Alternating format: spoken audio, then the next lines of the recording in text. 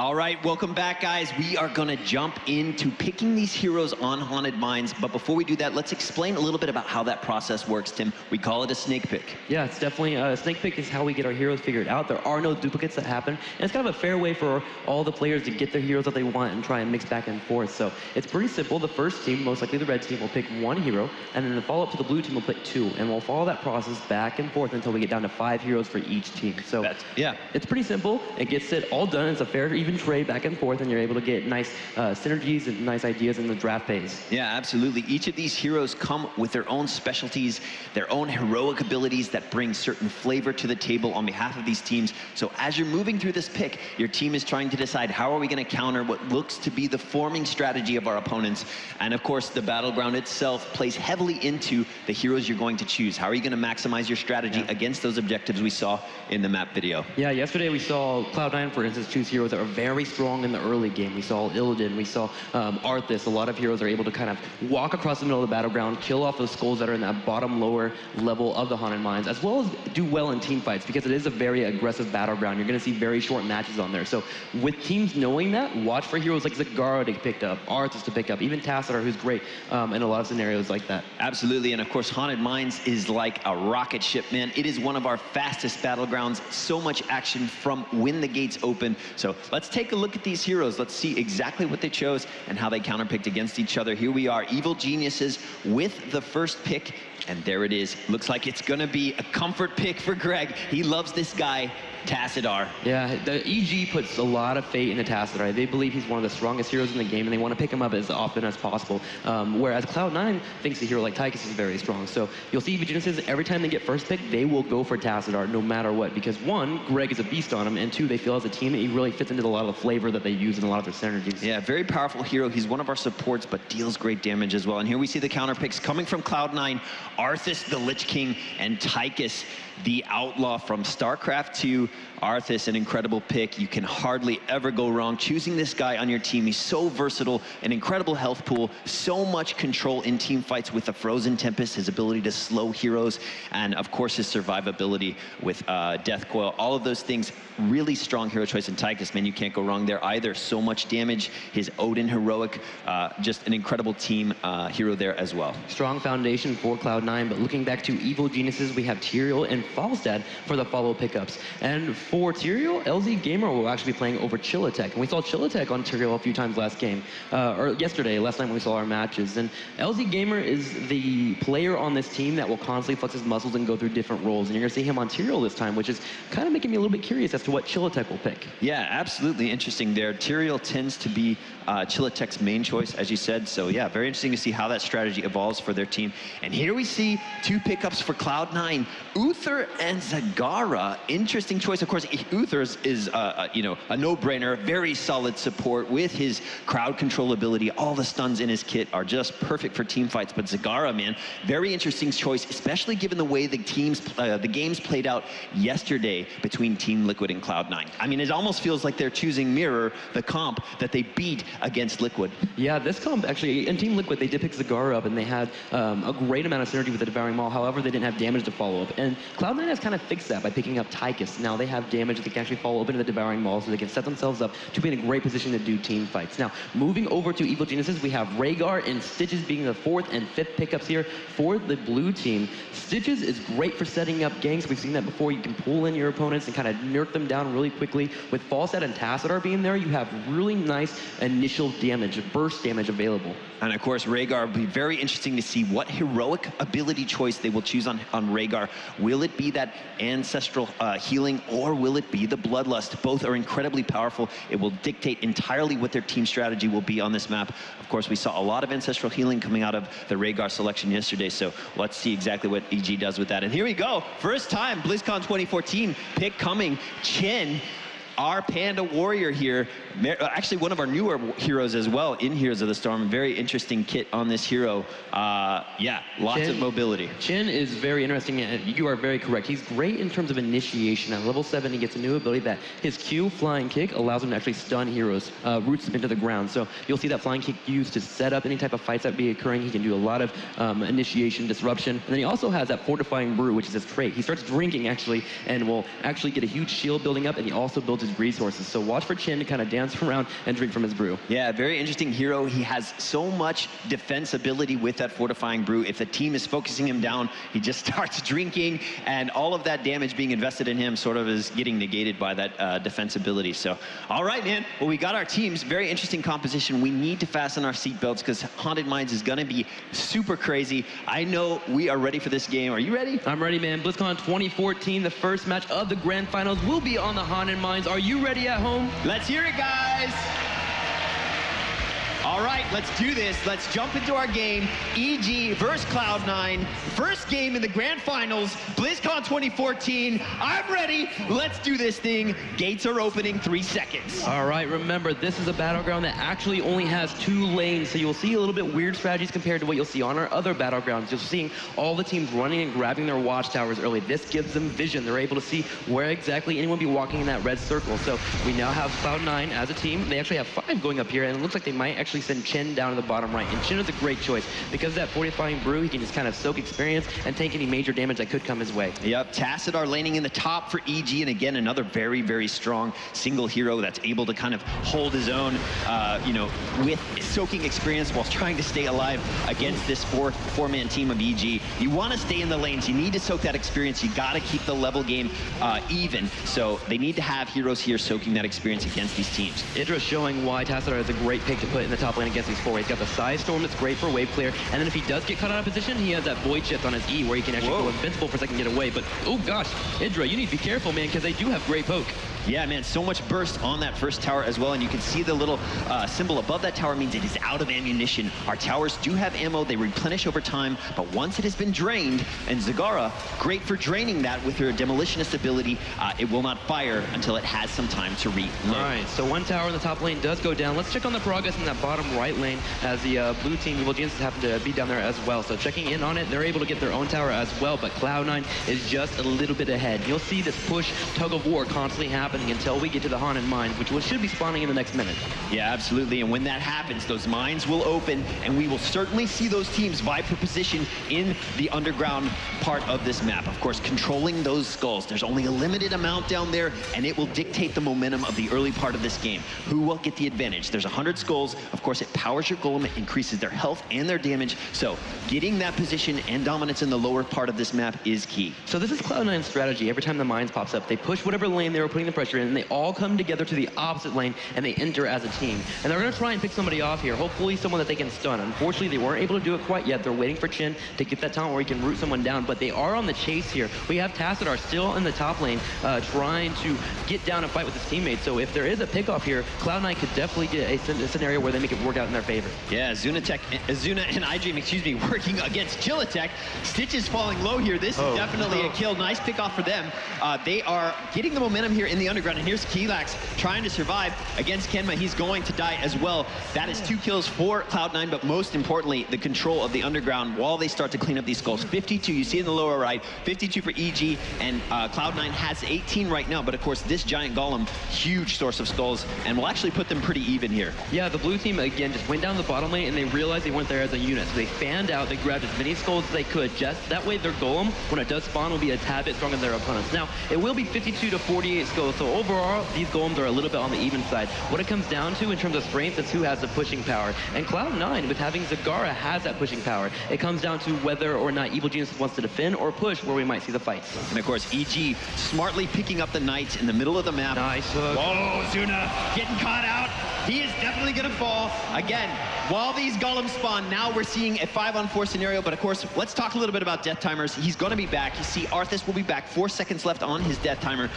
In the early game, those death timers, they count. They matter. You're taking a hero out of the fight. You're setting your team back, but as we move toward the end game, those death timers lengthen, and those kills will matter even more beyond the experience that you get from them. Yeah, the early game where you get the advantage from after getting those kills is you get a little bit of experience, but from grabbing minions. They were able to, or mercenary camps, they were able to grab the Knights, and they followed up and grabbed the Giants afterwards. Evil Geniuses now has a little bit of pressure, and they can kind of decide where they want to move here. They have a nice amount of momentum, and it looks like they're going to decide to have a little bit of pushing power in that bottom right lane, while C9 decides to go ahead and grab Gente and stay behind him and push in that top lane. So forts might be the goal here for both teams to trade. Both teams just deciding to push with their golems, but Bobby Hankhill coming down here to at least posture in some kind of defense while the rest of his team pushes in the top lane. All right, so you see, actually, blue team, Evil Genius is a little bit ahead. They're going to get the first forge killed off, and they might be able to come in behind and go for a gank and try and take off their opponents. They're moving in. Can they cut them off? You see Idra leading the charge in this top right corner with Tyrael right behind there, and C9 does catch wind of it. ARTHAS moves in to try and pop out on Howling Blast. LZ Gamer in a little bit of trouble here, does take the Envenom. Is he getting low? Healing Ward has been popped, and Tyrael barely gets away, but here comes Chen. Oh, Faye getting caught out. That is a hero you don't want to lose in a team fight. So much damage capable out of that. Chillitek on the run. EG just backing out right now. They don't want to lose any more heroes. They're going to try to clean up this golem, get control, and get back into it. So overall, looking at the team levels at the very top of your screen, there we're 8 and 8. We have Cloud9 just a tad bit ahead. So it's going to come down to the next Haunted Mines fight where we're going to see a lot more of the aggression. So we're going to see teams push back, try to grab any mercenary camps that are up, and it looks like there are down for about 2 minutes. Oh no, Chillitek gets a pick though, and ARTHAS doesn't have that many escapes. Here comes Faye falling in as well. She hits a hammering. Keelax chasing down, trying to body block, but with the support of C9, ARTHAS will be able to get away. Man, such a high health pool on ARTHAS. He is a tank in the truest sense. Kenma getting yanked back. EG just wanting to show, look, they're ready for the fight, guys. If you're going to be out of position, they're going to make the most of it. Just kind of getting in their heads, scuffling it up a little bit. LZ Gamer chasing him back, just posturing. We've got some serious heroes going on right now. Oh man, Tyrael flexing there with those wings showing up, and Cloud9 forced to retreat, and they're just going to try and get to level 10 here. You see them backing, a few of them trying to get their mana and their health bars up because they want to be available for the next fight that could be happening whenever the mines do pop on up. Now at the same time, Evil Genius is realizing that they have a little bit of pressure here. They're just pushing the top lane, getting their minions to go to their opponents and really start beating on those towers a little bit. All right, let's talk a little bit about the level game right now. Of course, level 10 is a huge moment in each of our games. It is when those heroic abilities come to the table for each team. Cloud9 is leading the level game almost by a full level. So that means they're going to have a significant power advantage when they turn the corner on 10. And we'll probably be looking for a very serious team fight right before those mines repopulate with the skulls. Yeah, you're correct. Cloud9 should be looking for a team fight now. They want to find out Stitches has been throwing out hooks left and right and try and get on top of him. In fact, they're wanting a fight so much they're pushing to their opponent's keep. Now, Stitches does come on in. They do not want this fight. Evil Genius wants to wait unless they get a hook and are able to burst somebody down. If it comes out to a full-fledged 5-on-5 action, they will lose if they don't have the heroics. So they're going to wait it out, just try and get a pick, or, of course, wait till 10. Absolutely. These teams, Cloud9 not wanting to engage at all right now, while EG prepping themselves for those mines. They open in 15 seconds. Let's see exactly how EG strategizes the lower side of this map going into the second wave. All right, so Cloud9's doing a cool thing. They're kind of keeping their faces around their opponents. They're like, hey guys, remember, we're 10. You don't want to fight us. Stay away. And they use that to make Evil Genius pull back all the way to their keep. So they got free entrance into this bottom lower mines here. Now, with Chillitek being a little bit out of position, he is getting picked apart. And Venom is popped there from ARTHAS. They do just hit 10, but it's too late. Chillitek goes down. Very similar thing happening here in the mines as EG is just scrapping for skulls and Cloud9 taking the fight game down here in the lower side. Zuna in good position with Bobby Henkill to take LZ Gamer out of this fight, but of course Tyrael, a very mobile hero, he's just going to grab that elevator to the top, and again we see Cloud9 able to clean up the rest of these skulls, and they're going to have a little bit more of an advantage in this second wave. EG just getting out with 35 skulls. Yeah, Cloud9 really showing their dominance within that level 10 before their opponents. They got down to the mines a little bit quicker than EG was able to, so they weren't able to fan out like last time and grab an equal amount of skulls. So you're correct, 65 to 35 will be the skull count, which means the red golem will be massively stronger than their opponents. EG will need to defend this, and you'll see them. They're grabbing mercenary camps, trying to get some pressure on the map while they get ready to pull back and defend against this huge golem that'll be knocking on their front door. Absolutely, and defend they must, but you know what? Cloud9 is on it. They do lose Stitches early, so right now, yeah, Cloud9 in an advantage, 5-on-4 right now, wanting to continue to put the pressure, make the most out of this power play. Oh, Chillitek needs to start being a little bit more careful. He is great as a warrior. He's a little bit on the tanky side, but he doesn't have many escapes. So whenever he does get caught out of position, you'll see C9 jump on that. They'll pounce. They'll take him out very, very quickly, and that might put his team in a bad position. Right now, Evil Genius cannot go into this until they have their full lineup. Finally, with Chillitek spawning, you're going to see maybe a potential hook come in. Yeah, absolutely. This is definitely going to be a big team fight here right now. Let's see exactly how EG responds, who they're going to target. They're going to be looking for those squishies, taking them out of the fight. That TYCHUS, they need to get that damage down. It looks like Cloud9 just playing the patient game. They're going to back away. EG's going to clean up this golem as quickly as possible. Yeah, it's really hard to dive into this comp because one, the 4 or the keep is there, and you have the slows that will come from the keep turret shots, and then you have shields from Tyrael, and then you have the shields from Tassadar. So there's a lot of damage mitigation that the blue team has available to them. So overall, diving is not a great plan for the red team. They decided to go ahead and pull on back and just kill off this golem and just maybe get that keep later time. Absolutely. Nice patient play here coming out of Cloud9. As we move towards this later game, these team fights, exactly how you strategize them and protect your team as a whole is going to count even more. So you need to think like a team and make decisions together so that you can get every advantage you need as you go into those team fights. All right, so sharking around, you can see how Evil Geniuses at this point realize death timers have become even more important. They're staying a little bit closer together, using that Tassadar Oracle to allow them to scout around, look for any potential bush gangs that could happen. You see Cloud9, they're actually sitting behind this gate, so they're a little bit out of vision until Evil Geniuses walks up and looks past that, which at that point, Howling Blast could hit and they could force a team fight. But now they're starting to fan out a little bit. You see ARTHAS Zuna just charging straight on in, goes for Chill Attack. He's out of position once again, being focused down. There goes the Ancestral Healing, though. Yeah, man, Idra doing work in Archon mode as well. Whoa, nice ball. Good control there out of Cloud9 to get Team Liquid on the back foot. They're running now. Nice stun there as well. LZ Gamer is definitely going to fall here, sandwiched amongst all of Cloud9. They definitely got the upper hand there. That maul was so huge from them. That team fight was so clean. They were able to get off 2 heroes for the cost of 0. So a nice trade there, especially for Cloud9. And they're going to keep up the pressure. Remember, this keep is a little bit on the weaker side. It's got about half shields or half health here, so they need to focus it down. And you see ARTHAS leading the charge, tanking that damage that comes from the keep, and they're going to kill it off, get an experience boost, and catapults pushing in that lane. Absolutely. Right now, we're looking at Cloud9 with a 2-level advantage, and they're in a good position for this next run at the mines, and this third run is the big one. These golems mean even more in the late game, more health, more damage, more serious threat. So this next mines, 27 seconds, is going to be a big moment in this game. So it's a little bit of a weird position for Evil Geniuses right now to actually get down in the mines. They're going to try and head down to the bottom side over here, and we might have ARTHAS sit this bush just so we can scout for this. If that does occur, the rest of Cloud9 will go in through the top mines and just try and jump on Evil Geniuses when they enter in. So ARTHAS just being a scout then, may even bait someone in, is able to get down there, and now we have Evil Geniuses falling up, but already Cloud9 is in the center of the area. Yeah, absolutely. Cloud9 in a good position to counter here. Of course, there we see the spawning of the skulls right now. Zuna kind of zoned out from his team. He's definitely going to get caught, but there goes Army of the Dead. So much health potential out of there. He can sacrifice those ghouls for health. So not the hero you want to be focusing down. There goes the stun and the shotgun off right there, but Ancestral Healing keeping LZ Gamer up very well against those heroes. We're seeing a full team fight down here. His health is low for LZ. He's backing out. Helix and Venom on him as well. Could he fall? Nice maul there. Oh, there goes Helix. Healing Ward is down for EG as well. The concave is too good here for Cloud9. They're able to focus whoever they want when they want. Idra's going to use the Void Chip, but it is not enough. The Archon goes down. A 3-kill off trade here for Cloud9. Even though they're low on HP, they're all still available here. They can collect more skulls. Oh, man, this is a bad moment for EG. Right now, these skulls mean the world. They only got 18, Tim. So that means the power for this next round, when the Golem spawn, is going to be so in favor of Cloud9. And remember, as we move to the middle stages, the late stages of the games, these Golems become even more important. They're more tanky, they have more damage, they really chunk down those cores. And already, the Golem is at the keep version of Evil Geniuses at the top left corner. So that means Cloud9 will have a great starting point to really maybe potentially end this game. Absolutely, Liquid has to defend. The next team fight pretty much will decide this game. If EG can perform a great counter fight here, they might be able to regain control. They're at a 2-level disadvantage right now over Cloud9.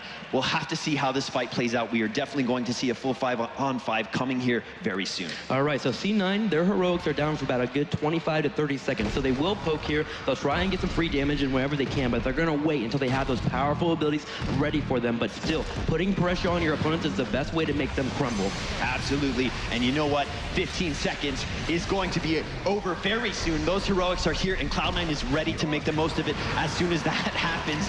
This Golem is on the core, already chunking away. Cloud9 ready to fight and finish this game.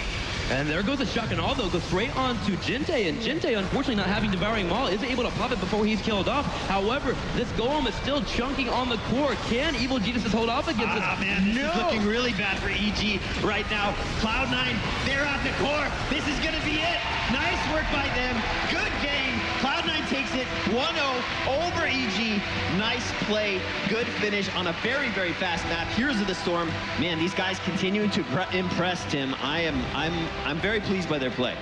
Yeah, heads up play there by Cloud9, realizing that Idra in particular didn't have his Archon mode for the other 15 seconds. So he was able to pop it to help defend that core as well. So they just dived in, even though they didn't have their heroics. We had Zagara show up with her Hydralisk and put as much damage as she could on there before she was killed off. And at that point, you have the core do the work, you just get the auto attacks in, and you're going to be able to take out the game. Absolutely. We will need to see exactly what EG will do to counter that pressure. Cloud9 just showing that they understand these maps. They go for objectives. I was talking with Bobby Hankill before this final. I said, what is your strategy? He's like, it's the same one we always have. We prioritize objectives. And you saw that. They got the most out of the mines. They made the most out of the golems. It worked to their favor. Yeah, it certainly did. And they even mentioned before, we think we outdrafted EG, and they really showed it off there. But we also have a quick replay to show you guys. The Turtle Beach playback will now be coming your way. Let's take a look. All right, so this is actually the end of the game here, and you just watch. Even though at this point, Idra, the Tassadar, doesn't have his heroic. He's got another like 10 seconds before he's able to pop up. So you see Gente throw down a couple of minions. We see TYCHUS go all the way back, pop his ult, and at this point you see ARTHAS and Bobby Hank kill the bottom right corner as Chen the Warriors. They're super tanky. They're just in the face of that core, helping the golem break it down. And then whenever it does get a little bit funky there for Bobby Hank kill, he pops his Earthstorm and Fire heroic, and he just kills it off immediately, and that's gonna be game over. Cloud9 with the great decision-making decisions at the end. Absolutely, that Chen ult, essentially a second health bar, able to just sustain you through that damage. So just showing great play by Cloud9 there in this first game. I can't wait to see what is next. Man, this is it. This is BlizzCon, and this is Heroes at its finest. Really, really exciting stuff. Yeah, man, Cloud9 just really coming out, and look at all those beautiful faces on the screen, by the way. Yeah, guys. You guys look awesome. Good. Cloud9 coming out, though, and really showing that they are here to play. They're picking the heroes they believe that can win them the battlegrounds. As you can see, Zagara is one of those heroes that's great on the Haunted Mines. And you saw some beautiful Devouring Mauls. We had 2 there that picked up 3 heroes each time. And then overall, Evil Geniuses, however, they went with weird guerrilla tactics in a lot of their fights. They need to really be more solidified in team fights. Their team focus seems to be a little bit off. Yeah, absolutely. And you know what? I love the confidence out of Cloud9. Like I said, talking with their team beforehand, they said they'd be more surprised if they lost in this matchup. And I was like, wow, awesome. I love that confidence. The mental side of this game is a really huge part of it. Oh, what is your mental state? How is your team thinking about their chances at victory? And I love the confidence. It's quiet, it's secure, and they're ready to play. I love that. Of course, EG is a team. They were called, they went by the name Snowflake in the alpha for quite some time. They've been playing together for a very long time, streaming,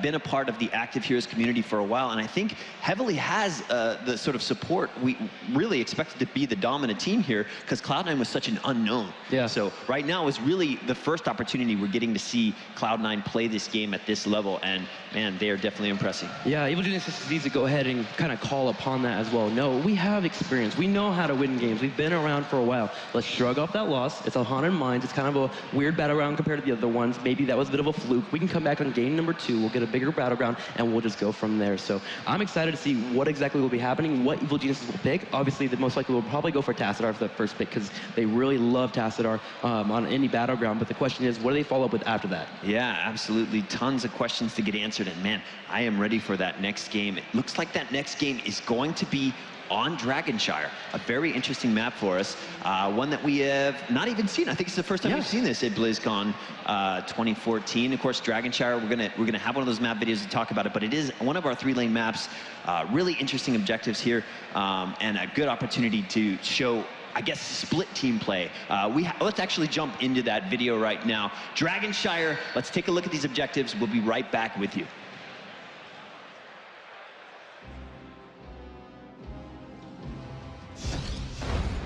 Hello and welcome to a battleground overview for Heroes of the Storm. In this video, let's take a look at the map mechanics faced on Dragonshire, inside the Nexus. This is Dragonshire, a 3-lane map home to a foreboding Dragon Knight statue in the middle of the battleground. Should teams wish to tap the hidden power of this statue, they must spread out and work together to secure the magic shrines at the top and bottom of the map.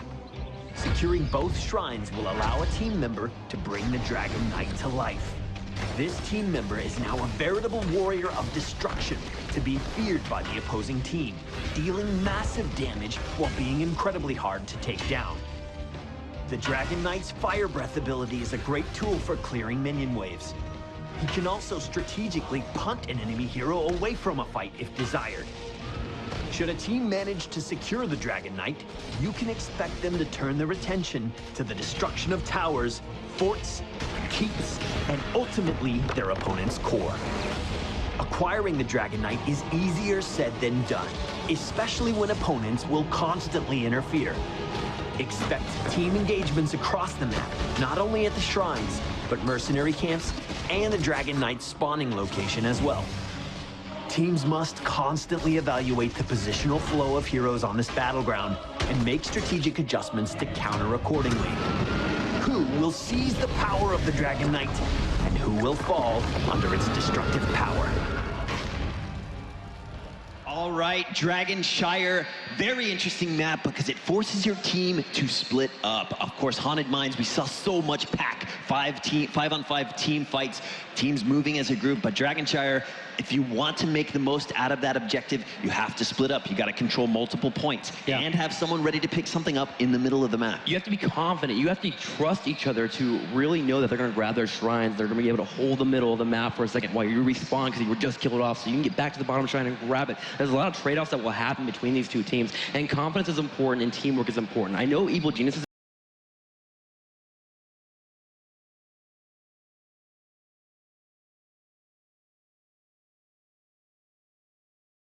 right into that snake pick. Let's see what heroes have been drafted on this fight.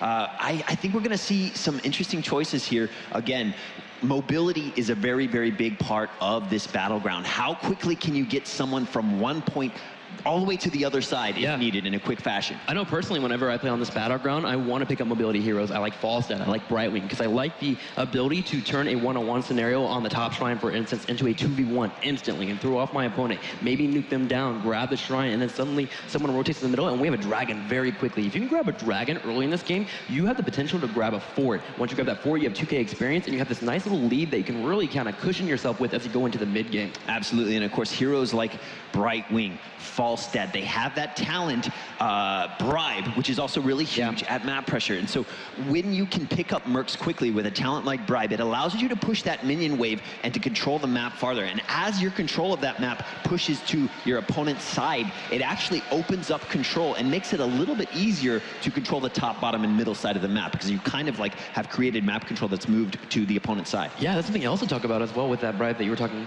about. The Giants, there are 6 in the bottom lane. If you can grab all 6 of those Giants, you have this huge wave of rocks being thrown at your opponents. And those rocks hurt, man. They hurt their heroes, they hurt the structures. And if you can support them with your healers, because you can heal the Giants in this game, you can actually just keep up that pressure and kind of the split push behind it. You can also put somebody in the top lane like a Falstad, and then whenever a fight does happen, they can fly on down. So there's a lot of strategy in this battleground that has definitely developed because it's been around for a while. We actually had this map in BlizzCon 2013 in our developer show match as well. So Dragonshire is definitely a map that has really evolved, and it's fun to watch because there's so many little small strategies and little nuances that we'll definitely explain during the cast that we can't wait to show you. Yeah, absolutely. And you know what, I want to talk a little bit about Cloud9 and the fact that they had a huge roster change very, very shortly right before BlizzCon, and you know what, I'm impressed. It has not seemed to have affected their play. Of course, Kenma recently filled in for Bishu. Bishu was signed up to play for Cloud9, had some issues come up, and had to get substituted late into the game. Yeah, and I want to commend C9 for being able to really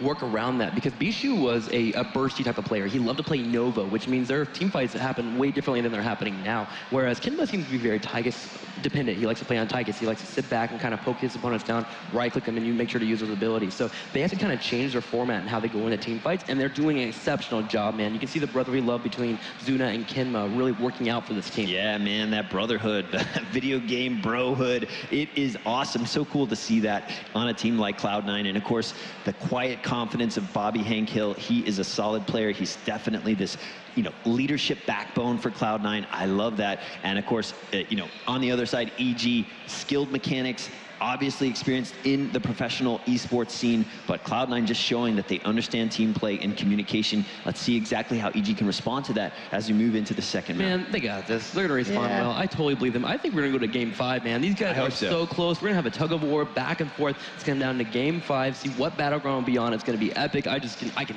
feel it, man, because these guys are both great good teams. Like I've been able to play around with them a little bit here and there on matchmaking and whatnot, and these guys just love the game so much, but they also like understand how to win overall. Yeah. So, again, as we start moving through and the pressure starts to come out, we're gonna start seeing these guys become diamonds as they really allow the pressure to kind of break them down and make them come out as new phoenixes and totally win. Yeah.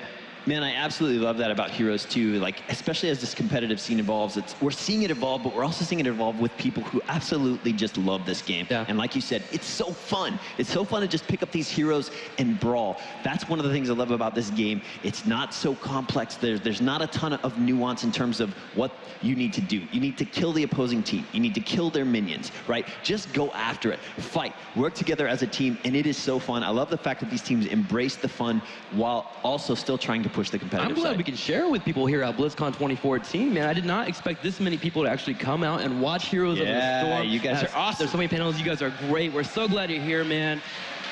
All right, well, we're ready for this snake pick. Cloud9 has the first choice here. Let's see exactly who they're going to pick up first. I have I think I knew that was going to happen, man. There it is, Kidma on TYCHUS, like you said. Kidma going with his boy, man. TYCHUS is a rebel that does so well in so many games, and we'll continue to see it here because it's not really messing up Cloud9 in any way, shape, or form. This TYCHUS has been instrumental to helping them out win. The Odin is great, as we've seen EG have a particular one in a dive comp. They grabbed Tyriel, who is fantastic at diving, and really, TYCHUS can kind of deal with that pretty well by popping that ultimate. And there is Idra on the Tassadar again. We're seeing him, man. He's never not been on it yet so far at BlizzCon. Maybe we'll go the full route. Let's take a look and see how it plays. For Dragonshire in particular, Tassadar is fantastic. He goes in the middle lane. He can bully the middle lane due to his side storm, and he also has the Oracle to take out and watch any ganks. And now we have ARTHAS and ABATHUR coming out for the picks for Cloud9. ABATHUR, a little bit of a risky pick here on Dragonshire, just because it's a little bit harder to hold the shrines. But as you get to that late game, you can start to see his real pressure come into flux as he really starts to break down his opponents. Yeah, man, and ABATHUR, one of those heroes that's hard to really visualize how much help he's bringing to the table in these games. But he is such an important and critical hero. We see the counter picks coming from Evil Genius here. Uther, strong support, all the crowd control that we've been talking about over the course of BlizzCon. And then Falstad, just a great damage dealer from the backline. That mobility we talked about, the potential for bribe, his ability to get across the map so quickly to support his team or get objectives. Nice choice. And here's Cloud9's counter picks. Vala and Brightwing. So you guys are going to see Vala for the first time at BlizzCon 2014. Vala. And then Brightwing as well, the beautiful little fairy dragon that will eat your brain at any second. Brightwing, we love Brightwing so much. And again, these are great heroes overall, great synergy. And what I'm looking at is the ABATHUR and ARTHAS synergy here.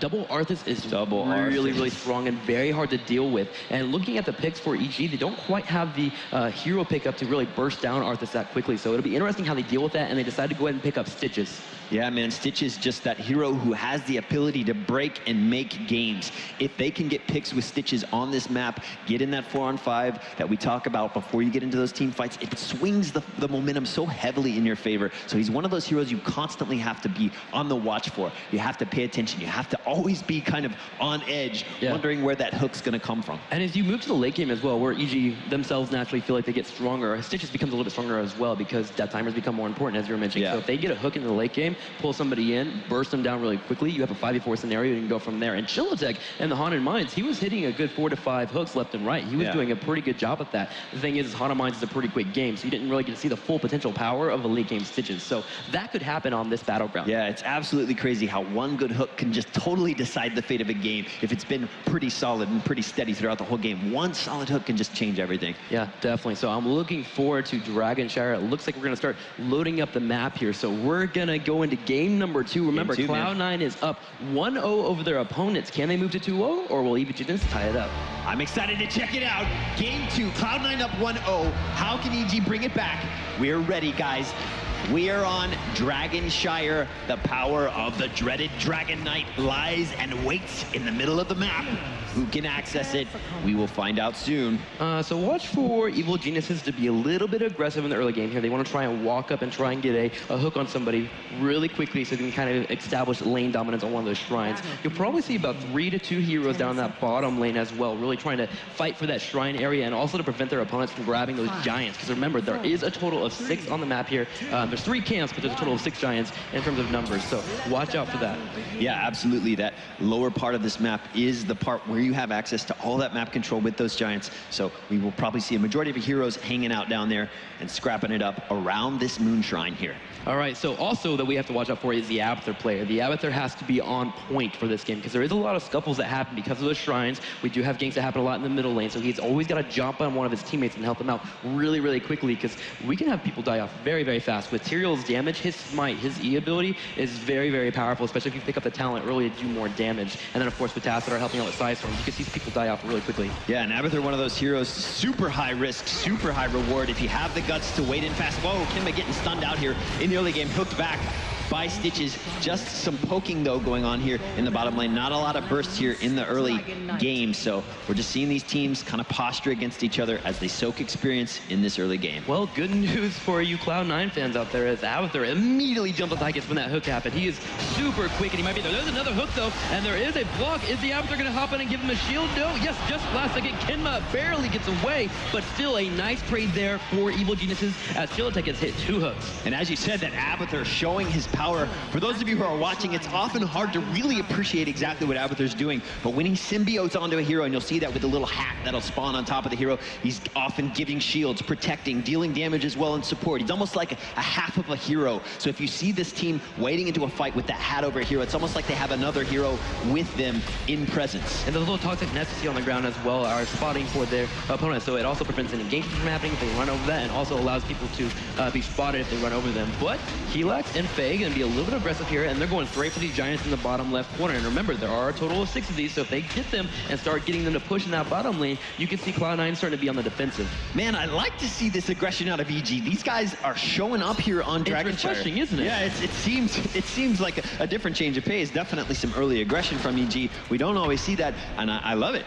All right, so now you're going to have strategy with these shrines. The bottom shrine has been grabbed by Evil Geniuses, so Greg, or Idra, doesn't really care too much about this top shrine. As long as he has one shrine, they can't grab the Dragon Knight in the middle. So his team will constantly keep pressure on this bottom lane, make sure to keep that shrine, and at that point, Idra can just keep pushing the top lane, soaking experience, and just grab it whenever he gets a chance. Absolutely. Kelax lying in wait here in the shadow. Oh, nice man. stun there on Bobby Henkill. LZ Gamer, Chilitech coming in for support. We're going to see a hook here out of the Stitches to pull back. ABATHUR there helping Bobby as much as possible. Nice hook. Can ARTHAS get out? He's showing Brightwing there with his support. Of course, her phase shift ability, able to jump around, get in there and deal the heals when needed. That's what I dreamed Brightwing is really good at doing, mitigating damage. He phase shifted in. He has a trait called Smoothing Mist that heals anyone every 4 seconds. So he just stayed near that ARTHAS, healed him up. He threw a shield on him as well. And then with ABATHUR support, ARTHAS was barely able to walk away, but he was able to walk away. Nice teamwork overall from Cloud9, really jumping into where they need to help their teammates at.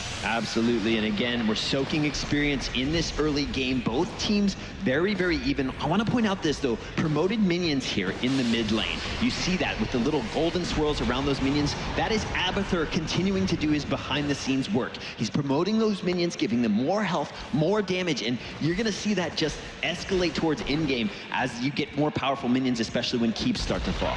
It's interesting watching this comp from Chilitech and Kelax. They're just floating around, looking around for any type of hooks, any positioning play, and you're starting to see Cloud9 realize, oh my gosh, this threat is very, very real. You see the bottom lane and the middle lane kind of sitting next to their turrets here. That way they can get behind it if they have to and kind of watch out for those hooks that could be coming their way. Whereas ARTHAS is in the top lane being super aggressive because he understands that the roaming ganking squad is curling around the middle bottom lane. So ARTHAS will be very aggressive against that Tyrael in that top lane. And of course, there you see the Locust there, right there by Idra. That is, again, the pushing power of ABATHUR. I just like to keep calling out exactly what he's doing. He's pushing the mid lane. Jinsei getting caught. There goes the ABATHUR support from the symbiote. Is he gonna fall? There he goes down. Jinsei being killed off, and he used that bolt a little bit too early. Chilitech capitalizing top of it, throwing out the hook. Beautiful stun, and even with the support from Brightwing, they had just enough damage. Yeah, man. First blood for EG in this game. Nice to see this aggression from them. I love it. This is good stuff. We're moving ever closer to level 10, where we're gonna see those heroic abilities get picked up. There's a mule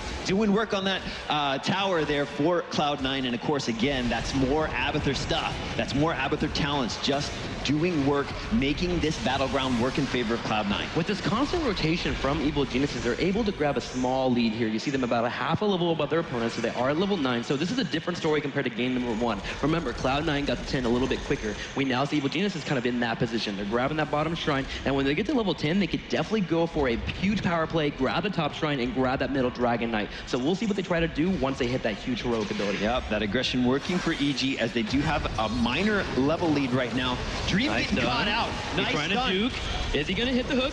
He hits it, and there goes Dream being killed off instantly, and Brightwing will go down, and Evil Genius is about to hit level 10. Absolutely, man. More confidence for EG as they go into this game. This is exactly what they need. They need to keep this momentum, keep this aggression, stay in the heads of Cloud9 as they move towards the mid and late game. I am so proud of Chilitech, man. This is his first time on a major stage, and he is making the plays happen. He's hitting his hooks. He's here for his teammates, and he'll have to continuously do that if they want to win this tournament. Now, we do see Cloud9 starting to work their way back. They're grabbing mercenary camps. That's the best way to beat roaming comps. If you put pressure in their lanes by grabbing mercenary camps, they have to go defend against them, which means they're not ganking anymore. So a nice heads up play by Cloud9 as they move their way to level 10 as well. Yeah, both teams at 10 right now, so they have the burst of that confidence. Let's see when we start to see these team fights. Of course, we've yet to see a Dragon Knight get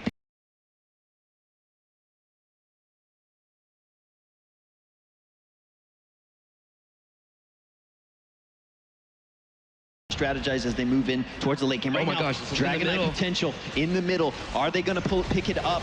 But here we see the teams fighting over this top shrine. Again, multiple ways to keep people off of Dragon Knight if they can pick up the shrine. Nice Emerald win there from iDream to pull people back. Bobby Hankill, again, so much health there, especially when Army of the Dead is out. He can sacrifice those rules. Bala coming up here. Zuna's going to pop the strafe. He's putting on some damage. Keelak stands there. He's going to be able to help out a little bit with the damage as well. But ARTHAS from Bobby Hankill helping out with the auto attacks. Zuna does get low on HP. Remember, he is a clone. He's going to try and kill off Chilitech. No, it won't occur. Nice small team fight from both our teams. However, nobody went down. They did a great job of kind of mitigating damage, body blocking, and really just being in each other's faces. Yeah, that gorge there from Chilitech, though it was on the ABATHUR clone, it took out a ton of damage potential in that team fight. If that Vala had been left to roam free, again, so much damage, that fight could have looked totally different. So that gorge was pretty clutch. Here's the advantage, though, that Evil Geniuses gets from that team fight. They were thinking about grabbing that bottom shrine so they could all grab the middle of the map and grab the Dragon Knight. However, though, TYCHUS in the bottom right corner is doing a great job of keeping opponents off of that shrine, which has allowed Cloud9 to prevent that from ever occurring. Now, we might have another scuffle up here in this top right corner. ARTHAS is charging forward. This time in the fight, though, he has more mana compared to last time, so you see Chilitech pulling back there because ARTHAS is great in a one-on-one duel. All right, we're really starting to see Cloud9 starting to turn their attention towards these tributes, and right now, there goes the ultimate for Kinma. That is the Odin form, that extra health bar and damage in that form for Kinma. Just some pushing going on, but again, like I was saying, Cloud9 starting to show their attention towards these shrines and the Dragon Knight in particular. We really are going to see them push for that objective. It's what they like to play, it's what they like to do. iDream really showing off the map rotation mechanic from Brightwing, that phase shift. He has always been in a scenario where usually, if that was just a one-on-one scenario, you would see someone die off. We saw him save TYCHUS, we saw him almost save Bala, and we've seen him save ARTHAS a couple times as well. iDream is making plays left and right. Beautiful support play. However, can he make a play here? He is phase shifting in. ARTHAS is in trouble, gets low on HP. There is the Divine Storm. Bobby Hankill taking damage, cast aside, throws him back. However, ARTHAS is eating his goals left and right, barely staying alive. And that health pool, so huge when Army of the Dead is out. Zuna did clone on ARTHAS, but no damage there from him. There goes the Brightwing. Lost the healing right now, so no damage going to come out of these ARTHAS. They're not going to be able to pull it. Gente comes up with the Bala, hits the strafe to deal damage. They are going to clean it up. Right now, it's in favor of Cloud9, man. 2 down for EG. Brightwing still down for another 15 seconds. And they're going to get 3 members killed off. It looks like Stitches will not be able to get back on home. And Cloud9 with pure teamwork is able to defend and get the initial gank under ARTHAS. And the Lich King walks away, Frostborn in hand, going straight to the middle of the map. Man, that double warrior, it's powerful. It's very strong, man. It's got so much CC, a nice amount of health, and the team comp for Evil Geniuses just doesn't have the burst. However, TYCHUS is down here in the bottom right corner. He will get stunned there from Uther. I don't think he has Odin, and no, he has it down for a couple more seconds. He will barely get away. Is going to take TYCHUS out. Yeah, man, ABATHUR there as well. but it wasn't enough. That shock and awe so powerful, and they got the pick off.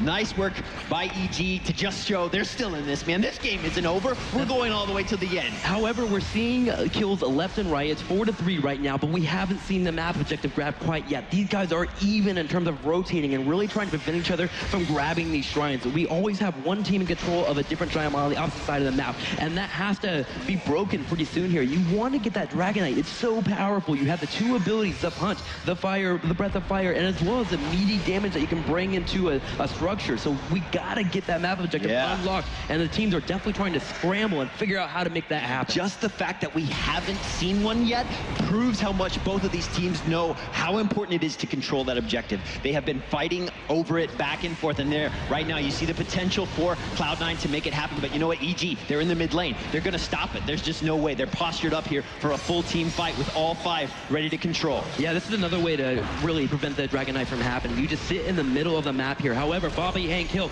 runs into the fight, drops the Howling Blast, jumps on Chill-Attack, and now Tyrio coming in from behind. Gente low on health, and so is Brightwing. There goes the judgment from Tyrio, and we're going to have a huge divide hitting 3 members, and TYCHUS trying to run. Yeah, Cloud9 just getting a little spread out there. Right now, though, we did see 2 heroes fall from EG, and Cloud9's still in this thing, man. iDream, though, does fall. That is the first hero lost there for Cloud9, but they're going to try to pick up this Dragonite in the middle of it. Faye just trying to hold it off. This is dirty. This is really aggressive from Kenba. He's trying. He gets hit, and Chill-Attack gets a hook. However, we did lose a member from Evil Genesis. Idra did go down, and Faye might be killed off as well. The Lich King gets chased with ABATHUR support, and there goes the bird falling to the ground. Wow, man. This is some serious team fighting going on here. It's just changing back and forth. The momentum swinging constantly. Bobby Hankill trying to take advantage. Huge loadout. Chill-Attack trying to stop it. He's so scared. He's got the Frostborn, man. He gets the hook. Oh, it's a Dragonite, though. He got the Dragonite. Bobby Hankill. He wants for it.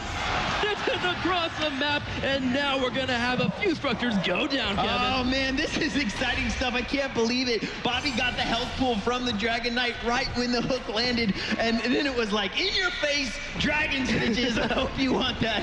And, man, the Dragonite, you'll watch his breath of fire. He's got some bad breath, man. He's going to kill a couple of minions and keep up the pushing here. Brightwing here to help with support, and then ABATHUR is still in the top lane, split pushing as well. Oh, man, this is fun stuff going on here right now. Of course, Cloud9 needs the support of their full team to really feel confident to make the most of this Dragonite. We have about 30 seconds left on the ability to use this Dragonite. They need to start getting in here and dealing some damage to make the most of it. Bobby just having to stall a little bit, though, right now. Idra and Faye holding them off as much as possible. Now, here comes the confidence. There goes the damage from Gente to zone out Idra. They want to get this fort down. Yeah, at this point, it's fine to use your heroic abilities to kill off the fort as long as you pull back. You have that Dragonite to punt away any members that might go for the full engage. Now, Chill-Attack is floating around. He just used his hook, and with the red team realizing, okay, we're about to lose our Dragonite, let's pull back, let's recoup. We just had an amazing back and forth action. Let's make sure we don't lose our breath and get killed off. Yeah, Bobby Hankill still with that low health pool coming out of the Dragonite, probably clicking that healing well, trying to get back his health before we get into another team fight here. Gente and Kinma picking up the Knights who are going to push top lane. ABATHUR has switched his presence to that top lane as well, and is probably continuing to push Evil there. Genius is keeping up with the theme of being aggressive. Chill-Attack walking down here in the bottom right corner. They want to grab these giants. They do bribe them, and they do get them. Bobby Hankill isn't having it, though. He's trying to walk in. He gets the Howling Blast. Here comes the engagement. Watch out for the shotgun, although there are 5 members kind of lined up. And that is not what you want. You do not want to be lined up when you have that shotgun off potential. Oh, man, that was very, very scary for the red team, but Cloud9 does get away with it. They almost had a pick off as well. With Chill-Attack getting away, though, with the Devourer and the health, they look feeling just fine. And Zuna actually popped his ultimate here, so he's going to go ahead and charge on in. That's exactly. He is just waiting in, holding them off. Are we? Is this a bait? Is he trying?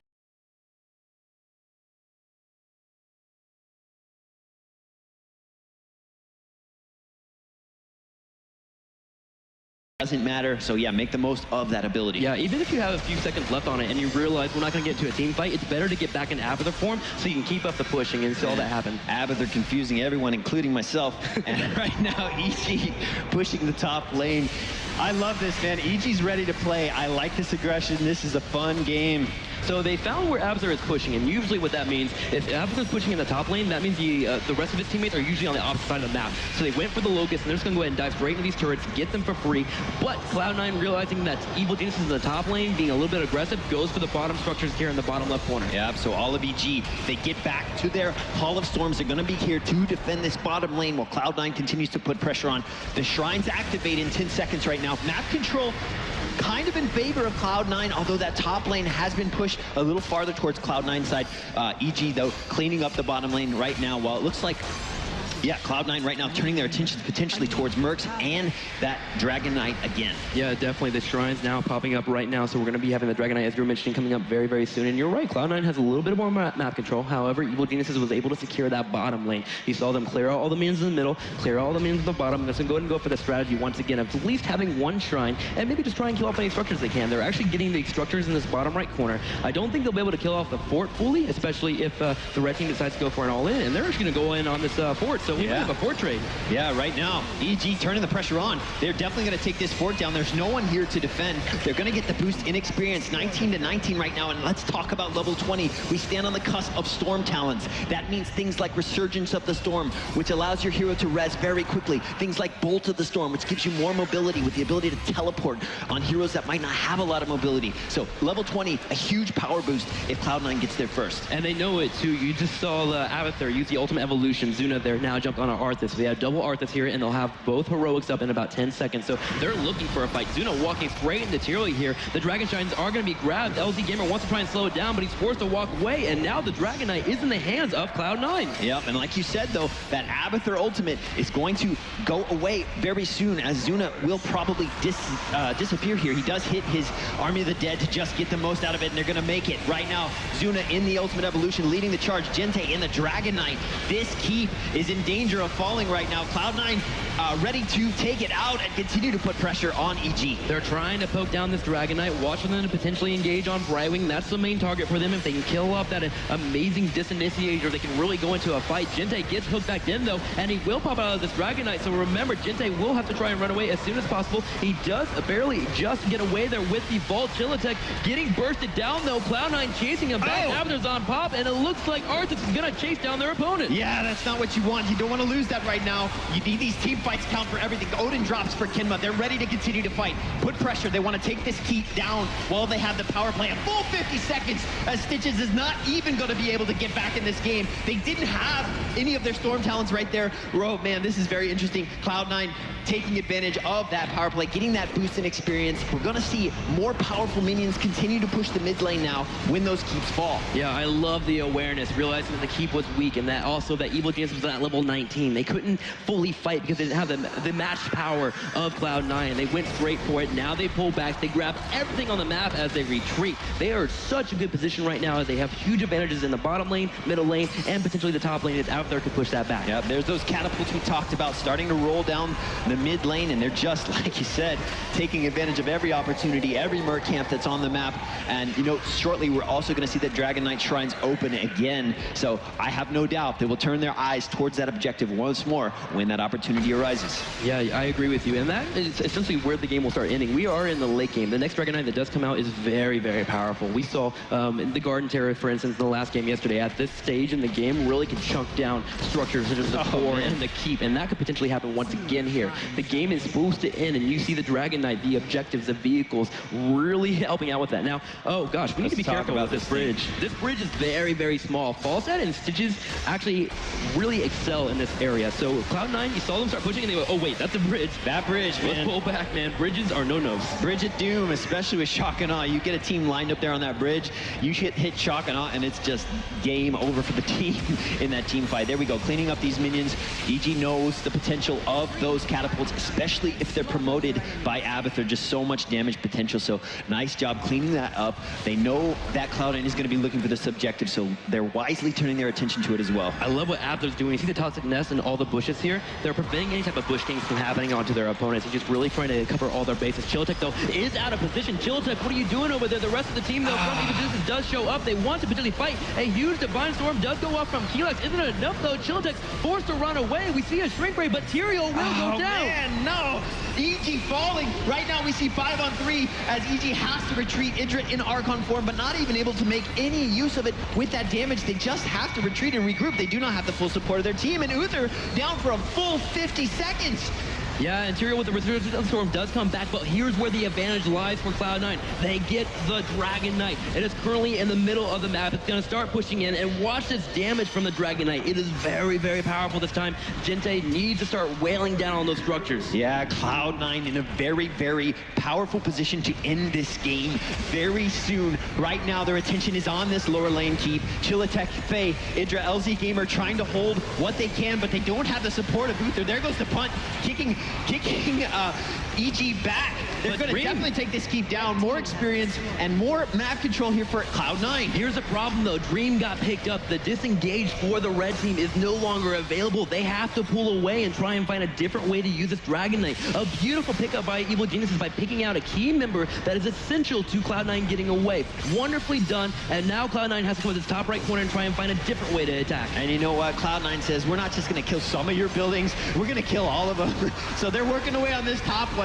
EG trying to figure out how to respond right now, but so much power, so much momentum. Cloud9 is just rolling to victory. There goes the stun from the Uther, but there's no way to capitalize. Judgment from Tyrael on the TYCHUS, but he bolts out. This is looking huge right now for Cloud9. 13 more seconds though until the Dragon Knight does pop down. It's getting low on HP. Beautiful hook though into the Hall of Storms. It will get focused down. There goes Gente being killed off. Now the rest of the red team gonna go straight for the core. Could this be the actual play? Can they win here, Kevin? They keep pushing. There's the strafe. No, one member goes down. Two members go down. Kenma getting attacked as well. Out there trying to help, but it won't be enough. Not enough. Game is not over, guys. Game is definitely not over here. Like we say, this game does not end until the core falls. EG still in a position to swing momentum here. I do not want you to think this game is done.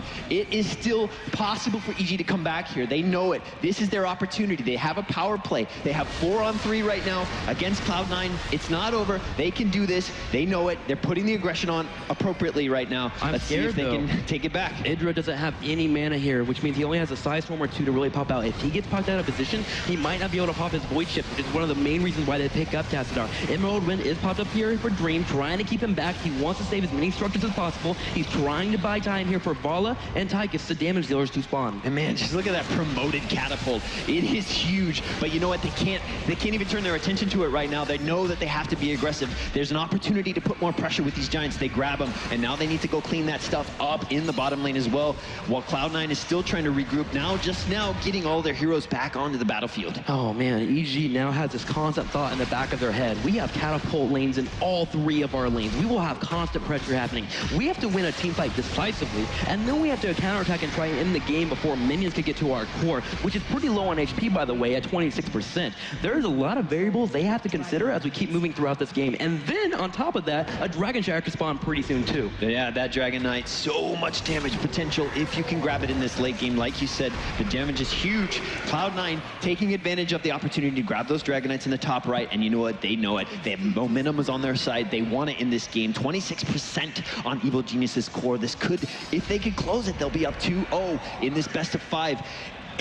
EG grabbing those knights. They're going all in down here in the bottom all left. in, man. Oh my gosh, Cloud9's going for the kill, and they're going to get him. They're going to get They are unopposed here, charging straight on in, going for the throw here, and they're going to cut EG down to a 2-0 loss here. Shock and all goes off, but it is not enough. Cloud9, drink some water. We just won a game, bro. Yeah, man, they knew it. They knew they could just run in, especially when they knew EG was off and out of position for that. They go in for the kill, and they finish it. 2-0, Cloud9 here in the finals.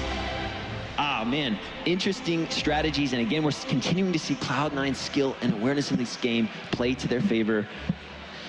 What can EG do to get back in this? The thing when it comes down to Cloud9 is they know when they can end the game. They go for it every single time. We've seen this, what, 4 times? Yeah. And that's the thing with a lot of the teams currently in Heroes of the Storm. They play a little bit more passive because they're used to the kind of sitting back. A lot of StarCraft players are kind of like that. We wait till we know we can win. But sometimes it's okay to go for the win. You need to push in. Now, Evil Geniuses can come back. Remember, this is a best of 5. Yep. They're only down 2 games. You just need to kind of dive deep down inside yourselves, pull out the experience that you do have, and go for it, man. Yeah. It's very interesting there, just thinking about EG's position. You know, you have to keep the aggression on, but they probably should have just prioritized awareness of where Cloud9 was as a team. Because if they could have been there, put their bodies in the way and won a team fight, that's where they could have swung the momentum. Like you said, they needed that decisive team fight. They should have probably just kept their eyes on the team and said, yes, there is just a clear shot to the core, and if we are out of position and allow them to get the jump on us and get into our base, this game is going to end. Yeah, I want you guys to think about something too. The early game, they were so aggressive, and it was really working out for them. And where it really changed out was in that top shrine. Remember when they were being that aggressive, they weren't able to kill that ARTHAS, and suddenly Cloud9 won a team fight. You saw the actual confidence from EG kind of fade away. You didn't see Showtech being as aggressive anymore. They weren't sitting around him as much, and he kind of got caught out a lot. So they need to grab that initial aggression that they had early on, keep that confidence, and keep that throughout the entire game. Or as you just witnessed, you can definitely fall apart in the late game. Yeah, absolutely. Just kind of whittled away as the game continued to move all the way to the end. Oh, look, it's Team Liquid. Oh, in the back right corner there, man. Watching these games. There's Dustin right there in the Viking shirt. Love it. Oh, man, this is good stuff. So good to see this high-level Heroes play happening. BlizzCon 2014. I love it.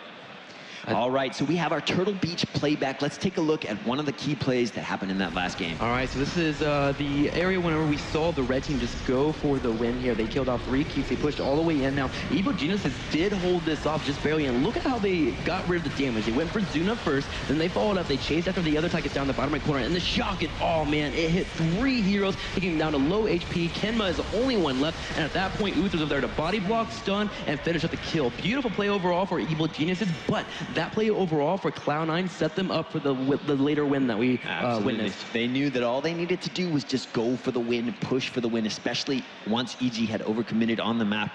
So yeah, went for it, got it, and you know what? They're in 1 game away from clenching this BlizzCon exhibition tournament here in this opportunity. I'm just psyched to see exactly how this series will end up. I think we actually have one more replay to show that last moment. So let's take a quick look at this Turtle Beach playback for the closing moments as that team. Here we see right now, EG, they grabbed those Knights and they just decided to continue to push in the top. Evil Geniuses, I believe, was thinking that Cloud9 would be grabbing that top shrine. They've done that 3 times in a row, but instead Cloud9 switches it up on them. They come down here in the bottom left corner and they just go straight for the core. And you can just see double TYCHUS, ARTHAS, and Brightwing just putting the damage on immediately, winning the game so quickly.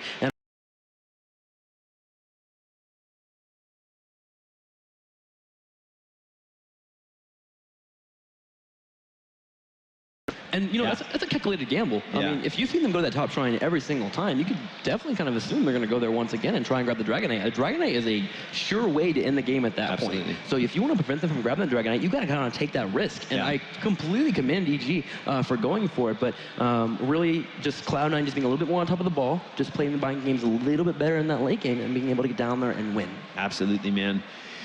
Whew. Well, we got 1 or potentially many more games, depending on how EG can swing this back. Can Cloud9 close it out with this next game, or will EG be able to bring it back? I know EG has the potential to do that. They're used to this kind of pressure. We have members on that team who know what it's like to be down and fight to get back into it. So they still have the potential to bring all this back, fight for it, and still claim the victory here. So let's see exactly how that's going to play out on this next map. Yeah, it looks like this next map too is going to be Cursed Hollow. So let's talk a little bit about this game. We saw a few games on Cursed Hollow yesterday. Very interesting battleground, and you know, so much split-second decision-making required on this battleground to make the most of it. So Dragonshire and Haunted Mines are kind of our smaller battlegrounds. So Dragonshire more medium-sized, Haunted Mines a little bit smaller with the 2 lanes. But Cursed Hollow was before Garnetera one of our biggest battlegrounds overall, and Cursed Hollow definitely goes to late game more often, where potentially Evil Geniuses can start to excel a little bit more. Maybe next time they're a little bit more on top of the ball when it comes to decisions, they can totally win. So I look forward to seeing them on Cursed Hollow because that's something where they excel at. And in fact, Cursed Hollow, we have a nice little video to show you what exactly the map objectives will be. Let's take a look.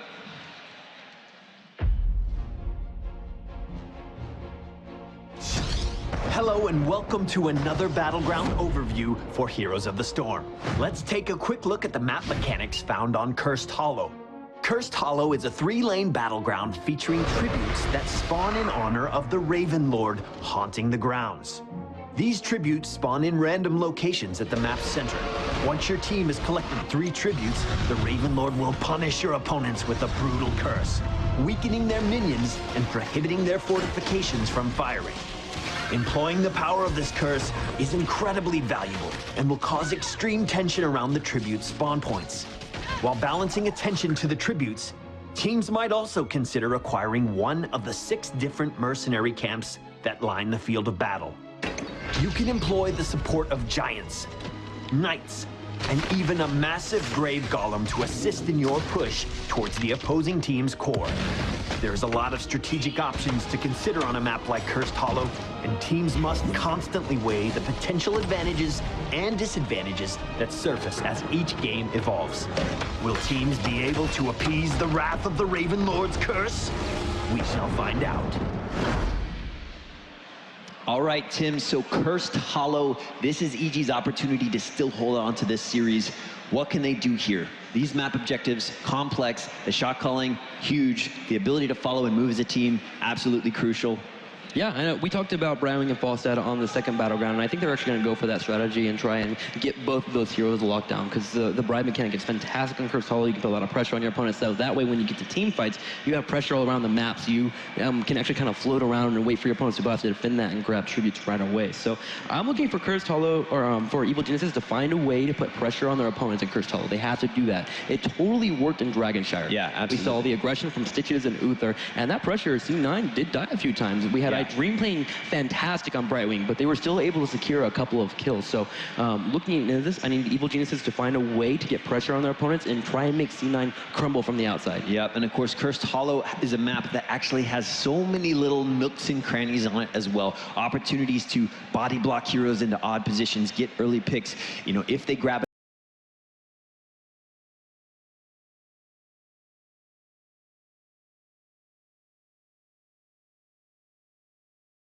make plays with heroes like that. That's been a note as well. Chillitek yesterday in their games they won was playing on Tyrael, and he's a shot caller and this on this entire team. So when it comes down to actually making plays and actually yelling what you want to do, I don't know if Stitches really fits into that mold of being a shot caller compared to what Tyrael is, where he played it yesterday. Maybe throw Chillitek on Tyrael a couple of times. He's super confident on that hero. He makes plays left and right, and he will go in, and he just has to have his teammates who are great at damage dealing and great at playmaking. Faye in particular just do what they do best. Yeah, absolutely. That's a really good point. It is interesting to see Chillitek not on a hero like Tyrael, but we'll find out, because right now we are about to take a look at our selection, our draft here for this battle on Cursed Hollow. Let's see who picks what right now. We have EG leading the charge, and their first pick, what's it going to be?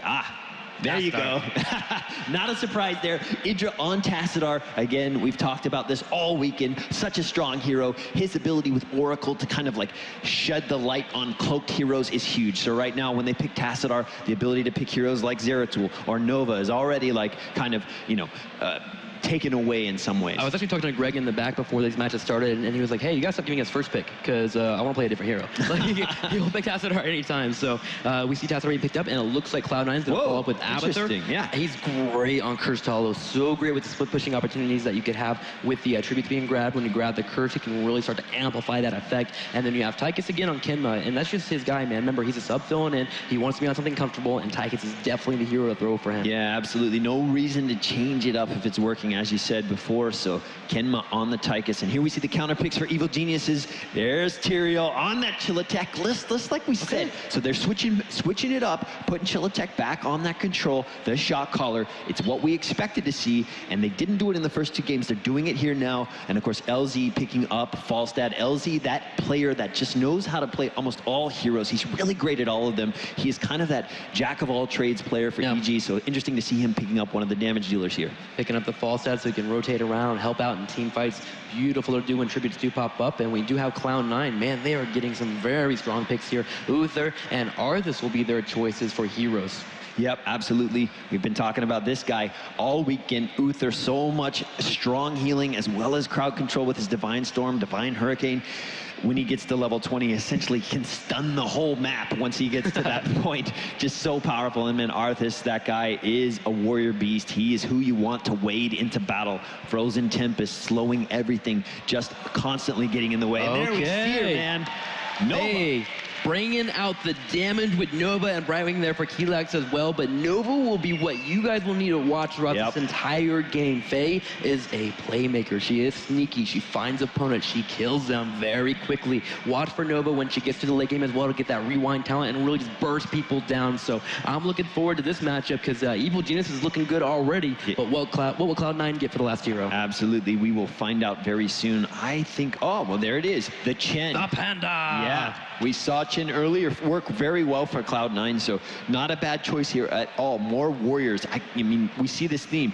Cloud9 very good with warriors, and of course they have the full potential with ABATHUR. ABATHUR makes this team super versatile. Do you want more warriors? Do I clone an ARTHAS? Do I clone a Chen? Do I clone TYCHUS for more damage? There's just so much potential when you have an ABATHUR on your team to switch your strategy with that ultimate evolution heroic. Oh man, so if I'm Nova here, if I'm Faye, I'm actually going to be a little bit on the careful side and maybe a little scared there because Chen is fantastic for chasing down Nova. Absolutely. Being able to flying kick straight onto Nova and kind of lock her down. And he's tanky enough to actually negate a lot of her damage by starting the Fortifying Brew. If he times it just right, the Fortifying Brew actually negate the entire snipe. So coming down to it, Shin is beautiful on fighting Nova. It's a great one-on-one synergy, and it's going to come down to really Kelax trying to keep that Shin off of Nova. Absolutely, and you know, it can't be understated what a hero like Nova can do to an opposing team psychologically. Oh my gosh, yeah. It's like this constant thing, this nagging in the back of your head, like, is she near me? Is Just she play solo around? queue, man. Oh my gosh, you'd be so scared for a couple hours. That's the first thing I do when I queue up for a game. Hit tab, and does the other team have a Nova? Am I going to be just like frightened this whole game? But here we go. We are loading into our map right now. Cursed Hollow. This is EG's opportunity to bring it back. They're down by 2 games over Cloud9. Can Cloud9 seize the victory here? 25 seconds until this thing kicks off. We are on Cursed Hollow. I love this map. So much opportunity to strategize and make split-second decisions. This map is won or lost by a decision or a shot that's called in milliseconds. Yeah, and man. I love that. All right, so going into the game, you'll see the lanes actually established here for Evil Geniuses. They're putting Brightwing in the top lane. She can phase shift at any point and falls out in the bottom lane. This allows Tassadar to sit in the middle, or even Tyrael, and really just kind of poke back and try and fight that lane, soak experience, while Nova does a lot of the roaming. And Shieldtech is actually great for roaming too, because he can help out with that damage. Yep, that Tyrael Nova combo, we're going to see them roam probably a little bit in the early game, able to sort of do that initiation while Faye bursts in with the damage. Maybe they can get an early hero pick off in this early game if possible. We'll see exactly how it plays out. We see Zuna setting up camp here in the mid lane. Look like he's going to put his ABATHUR pressure on to push this mid lane as we kick this game off. So one of the good ways to actually play against Nova is to sit in your lanes and try and double up. You have Chen who's staying in the top lane. He's fine because of Fortifying Brew. He can get away pretty well, and he's also can play pretty safely. You see Bobby Hankill not pushing this lane just because he wants to stay back near his turrets. Now you have ABATHUR to support ARTHAS as well. Kind of float around. He's kind of tanky. It's actually kind of hard for Nova to kill that off. And then you have TYCHUS and Uther in the bottom lane. Now you can see here Jinte immediately is being jumped on by ABATHUR, but the body blocks are real here, and they're actually going to kill him. Wow, man. Is there enough? Nope. Unfortunately, not able to get the kill there with the trait, but you got to be careful against ARTHAS and ABATHUR. They do actually have a decent amount of damage early, and that gets amplified as we hit level 4 and we get Envenom and more damage from ABATHUR. Absolutely, and they have the support of their towers working for them as well, as that Chilotech dive had to go into that tower damage. So definitely an interesting counter push there by Cloud9 to take on that early aggression. Small, unfortunate gank doesn't go so well for Evil Geniuses in the early game, but you got to keep at it. You got to keep the pressure up, and they're going to do Can't let that get to you. You have to just keep that. Yes, we lost that one, but let's stay in it. Stay that sharp edge, especially EG. We need to keep that pressure on. I loved seeing that in the last game. They need to bring it back here as well. So knowing that they believe Noah's going to start roaming around with Tyrael, they're actually grabbing the mercenary camps in the top left corner, and they're timing it out here to where they actually finish off the Giants around the 150 to 2 minute mark. We were talking about it yesterday, but for you new viewers at home or you new guys out in the audience, we will have a tribute that spawns randomly in the next minute. So having pressure on the top lane, helping with Brightwing, can really allow for you to get to the tribute and have pressure somewhere on the battleground. Right, absolutely. And we're going to see that tribute spawn sometime soon here. Right now we see ARTHAS with the support of that ABATHUR symbiote continuing to just stand up against Tassadar and Nova here in the mid lane. That tribute has spawned in 10 seconds. It's going to be in the top part of this lane. We're seeing Cloud9 already early positioning around that tribute, and here's EG as well to counter. It looks like we're going to see potential team fight here. Yeah, it looks like Gente going to get poked down a little bit, but a nice rotation overall for the red team. They realize they want to get over here because Evil Geniuses will want to fight for this. They believe that they have it on lockdown, so they put ABATHUR in the bottom lane to soak experience while they're going to try and fight off and try and delay this tribute as long as possible. They do have firepower here with TYCHUS and, of course, ARTHAS, who just got that in Venom.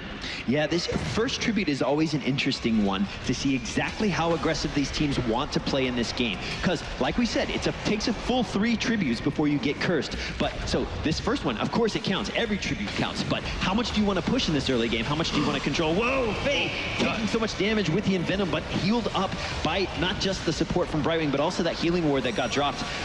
And here we go. We see counter pressure by EG, just zoning Cloud9 back. Great support from the teammates. All 5 are here. Falstaff flies up as well, and now realizing that they have the upper hand in health bars, they have more resources in terms of mana and health, they're going to start grabbing this tribute. So nice job helping Faye live through that initial burst that came out through. And oh my gosh, we have the Uther in the top left corner trying to harass a little bit. Will get sniped, but ABATHUR hops on just to secure that they will get away. But overall, Evil Geniuses gets small victory by getting 1 tribute. Absolutely, very cool. Like we said, to see this aggression from EG, I love that they got that first tribute. Sometimes it's really easy to just be like, oh my gosh, yeah, let's just not worry about this one, right? Here's the side effect, though. If you're sitting by a tribute too long and wanting to do a team fight, you'll have minion waves start to stack up from ABATHUR. He did a great job of trying to push that lane, as well as getting all those minion stacks coming together. So you have so many down there. And we have 3 members of Evil Geniuses freaking out, running down there to clear that as soon as possible. Yeah, absolutely. All that time spent away from lanes with an ABATHUR doing work.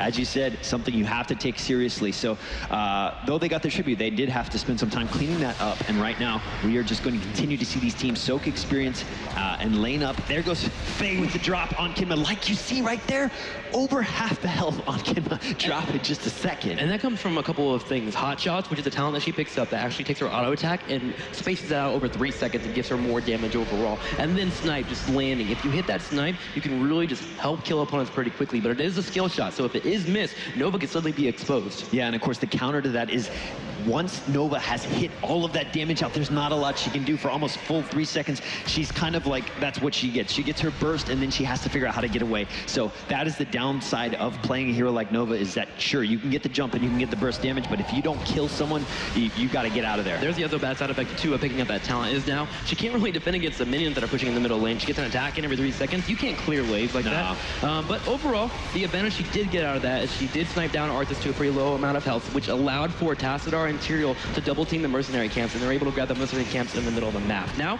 we have Grave Golems being grabbed by both teams, one in the top right corner for Cloud9, and one in the bottom left corner for Evil Geniuses. Yep, absolutely. We're starting to see the minion game come into play here.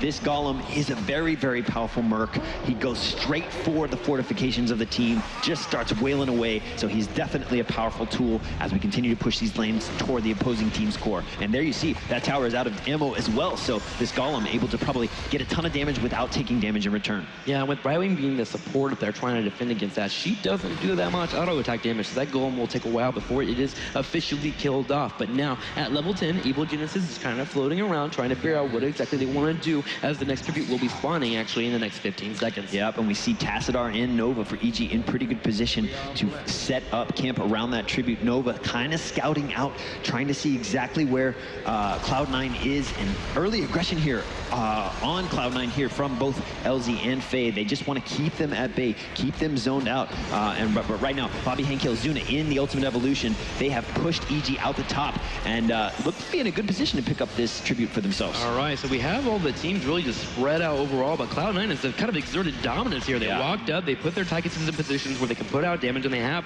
their Panda grabbing the tribute, and they're going to grab that tribute uncontested as Evil Geniuses realizing they were spread out, couldn't fight. They pulled back, and they went back to lanes. Yeah. Tribute game in favor of Cloud9. They stand on the precipice of a curse with the next tribute that will spawn. So EG cannot let that happen. We will see with the next tribute a definite team fight. All right, so Zuna just again using that ultimate evolution to whatever he can grab. He gets about a half health killed off on that that fountain, that healing fountain. And now at this point, ABATHUR will not have that heroic for a good amount of time. We'll wait for ultimate evolution to pop up for him once again. Now in the bottom right corner,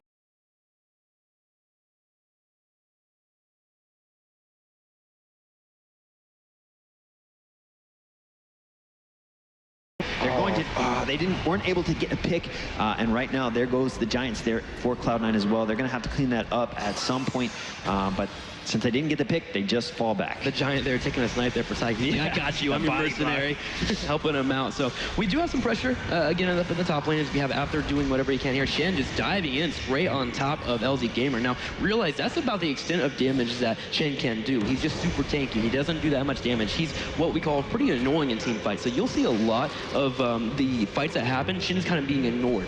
Yeah, and look at that mine being laid by ABATHUR right on top of the tribute for Cloud9. That thing will deal damage. You see Idra casting Oracle. That gives them more vision so they can see exactly how the positioning for Cloud9 is setting up going into this tribute. And right now, EG has to do something, but Keelax falling so low. Brightwing using the Emerald Wind to push back, but Keelax is going to drop. There goes the shock and on, dealing so much damage. Oh my gosh, the global ult are too strong, hitting 4 members here. The Panda flies across the screen. Dream in trouble, walks on to use the Divine Storm. LZ Gamer helping wherever he can. The Archon helping out with damage, but Tychus with just pure damage, and ARTHAS are going to solo 3 members here. Chasing after Idra, he's going to go down, and Cloud9 wins that team fight. Yeah, almost a full team fight, but of course the big story here is Curse in favor of Cloud9 right now. EG, they are on the back foot, and Cloud9 continues to push momentum here. They're going to get these forts so much experience out of this, clean this up, and continue to put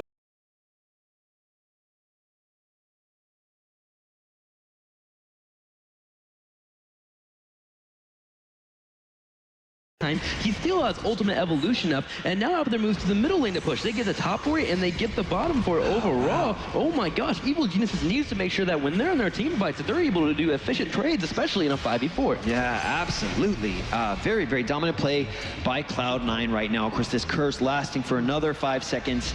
It looks like they're not going to be able to get any more significant fortifications down with this curse. And just again, to reiterate, the curse takes minions down to 1 hit point and stops all towers from firing. Jinte just saying, hey, we want this in fort. We got our eye on it. We're going to take it out soon.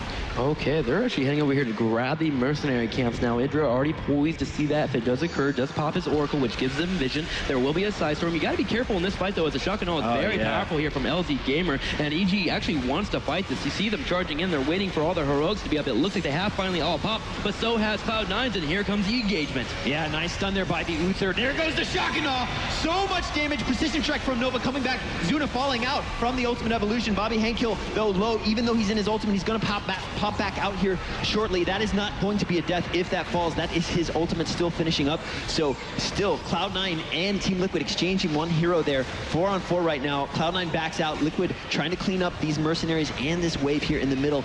ABATHUR continuing to do work in this mid lane, and we're seeing it. EG needs to stop the bleeding. Yeah, that team fight was just a little bit on the back and forth side. We saw a 1-for-1 trade. We had the ultimate evolution go down, but really, overall, Evil Genius is kind of forced to deal with the scraps afterwards, go into janitor mode. We have to deal with these mercenary camps. We have to deal with these minions. And then at that point, Cloud9's like, all right, we'll do whatever. I guess we'll get a grave golem because it's available. Absolutely. Faye, though, scouting it.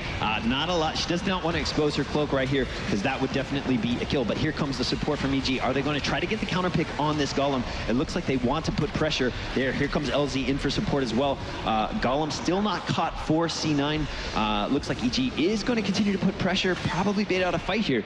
Archon mode is up, and so is Precision Strike for Faye. Now, we're missing a couple of ults on Cloud9's side here, so they want to be a little bit careful. In particular, it is ARTHAS. He doesn't have his army of the dead, so they're kind of waiting around a little bit. They got about a good 10 seconds until the dads come back, and Tychus doesn't have his heroic either, but Idra getting caught out of position. Just Divine Storm. You got to be careful, man. Will get focused down. Dream being chased down as well. The Precision Strike hits 1 member, but not enough to kill anyone. Shieldtech being chased off. Tyrael falls as well, and without heroics, Cloud9 still makes that work. Oh, man, that positioning from Idra, that was everything right there. You cannot have your hero get caught out like that. Very unfortunate here as EG just has to back out. They have to wait for their heroes. This is it, man. These seconds count so much right now as all these advantages just continue to stack in favor of Cloud9. And Evil Genius is trying to find something here. They thought about grabbing the Grave Golem, but unfortunately between Brightwing, Nova, and Falstad, they don't have anyone to really kind of tank that damage that'll be coming from the Grave Golem. So they have to be careful because if Cloud9 sniffs us out in any way, shape, or form, they can gank down there and really kill them off very very, very quickly. So I'm watching Evil Geniuses, I'm watching Cloud9, and I'm watching their pings here, and I think TYCHUS and ARTHAS are aware. They're actually heading down. All right, so the tribute game at 1-1 right now. No threat of a curse. There gets the golem that it could have gotten stolen there. Brightwing doing the push, but she's kind of zoned out and caught here. But there goes the healing ward, and the shotgun deals so much damage as well. Hits 3 members, and we do have Bobby Hank going out, but he gets turned into a pig immediately there by Brightwing, and we're going to see the pin as though do pop out. Keelik's trying to run. There goes the precision strike, hitting 4 members. They are low on HP. Can the Archon clean this up? Idra trying his best. Chiltek barely alive. Finally getting focused down. Idra taking hit points as well, and Evil Genius is forced to retreat once again. Yeah, but still, Cloud9 didn't even lose anyone in that fight, though they were so low on health. They still got to pick on Serial. All of these team fights continue to go in the favor of Cloud9. Wow, man, Cloud9 just showing their dominance in this BlizzCon exhibition match. I'm super impressed. They stand on the precipice of another tribute because of this momentum, putting them at 2-3. EG needs to figure out how to get back into this game. As you see, the level game is relatively even. Sure, Cloud9 has an advantage. They actually have the 1 level lead right now, but still, it's the team fighting that is just giving them the opportunities to seize more mercs, seize another tribute. It's those things, those little picks where they get more heroes, and EG has to go defensive mode. So EG has to figure out how to capitalize on major team fights. Cloud9's just getting it. And the good news is that Faye has rewind now, so if she's able to hit a couple of snipes, she can really take someone out very quickly. I would recommend probably going after Uther.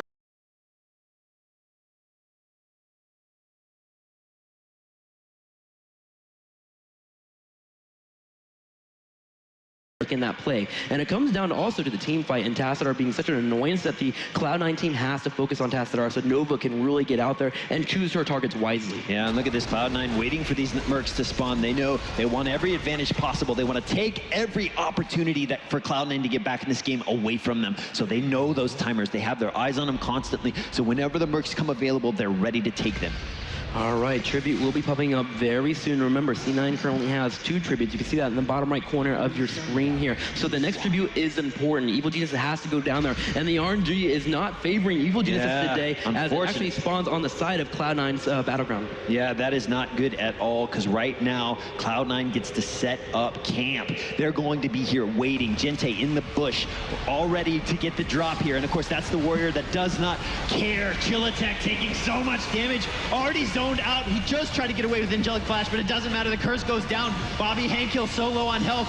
Right now, he is potentially going to fall out. We see Brightwing lost. There goes the support for EG. Zuna trying to just zone out. He drops the Odin there in the ultimate evolution and just continues to push EG on the back foot again. Cloud9 is just doing such a good job of baiting out the full damage for someone, and then they pop their heroics. The Pandas, the Odin's really working out as they have the second health bars. They really negate a lot of the damage that Nova brings to the table. However, Gente finally takes some damage. ARTHAS does a backflip and dies off, and they're able to clear some of these minions, but unfortunately, the blue team is now cursed. Evil Genius has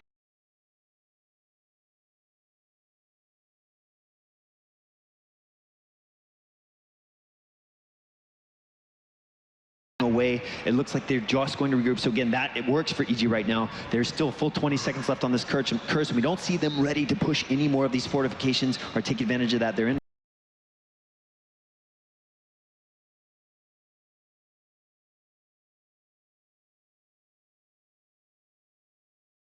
And you know what? This curse is going to end, and not a lot of opportunity capitalized there by Cloud9. And it all comes down to ARTHAS being killed off. Yeah. We just saw that Cloud9 had to pull back a little bit because they don't have their frontline warrior. Now, with him spawning up pretty soon, they're trying to go ahead and try and steal these mercs, but with him not being there, oh my gosh, EG picks up someone here. They're chasing after the Panda as well, turns him into a pig, trying to slow him down, but unfortunately is not enough quite yet. And now, Chiltek doesn't have his heroic. Cloud9 is thinking, maybe we can team fight. Absolutely. Nice to see that aggression again from EG, but Cloud9 going back in on top of Chiltek right now, trying to deal damage. Brightwing just saying, pushing them back. We don't want to take this fight right now.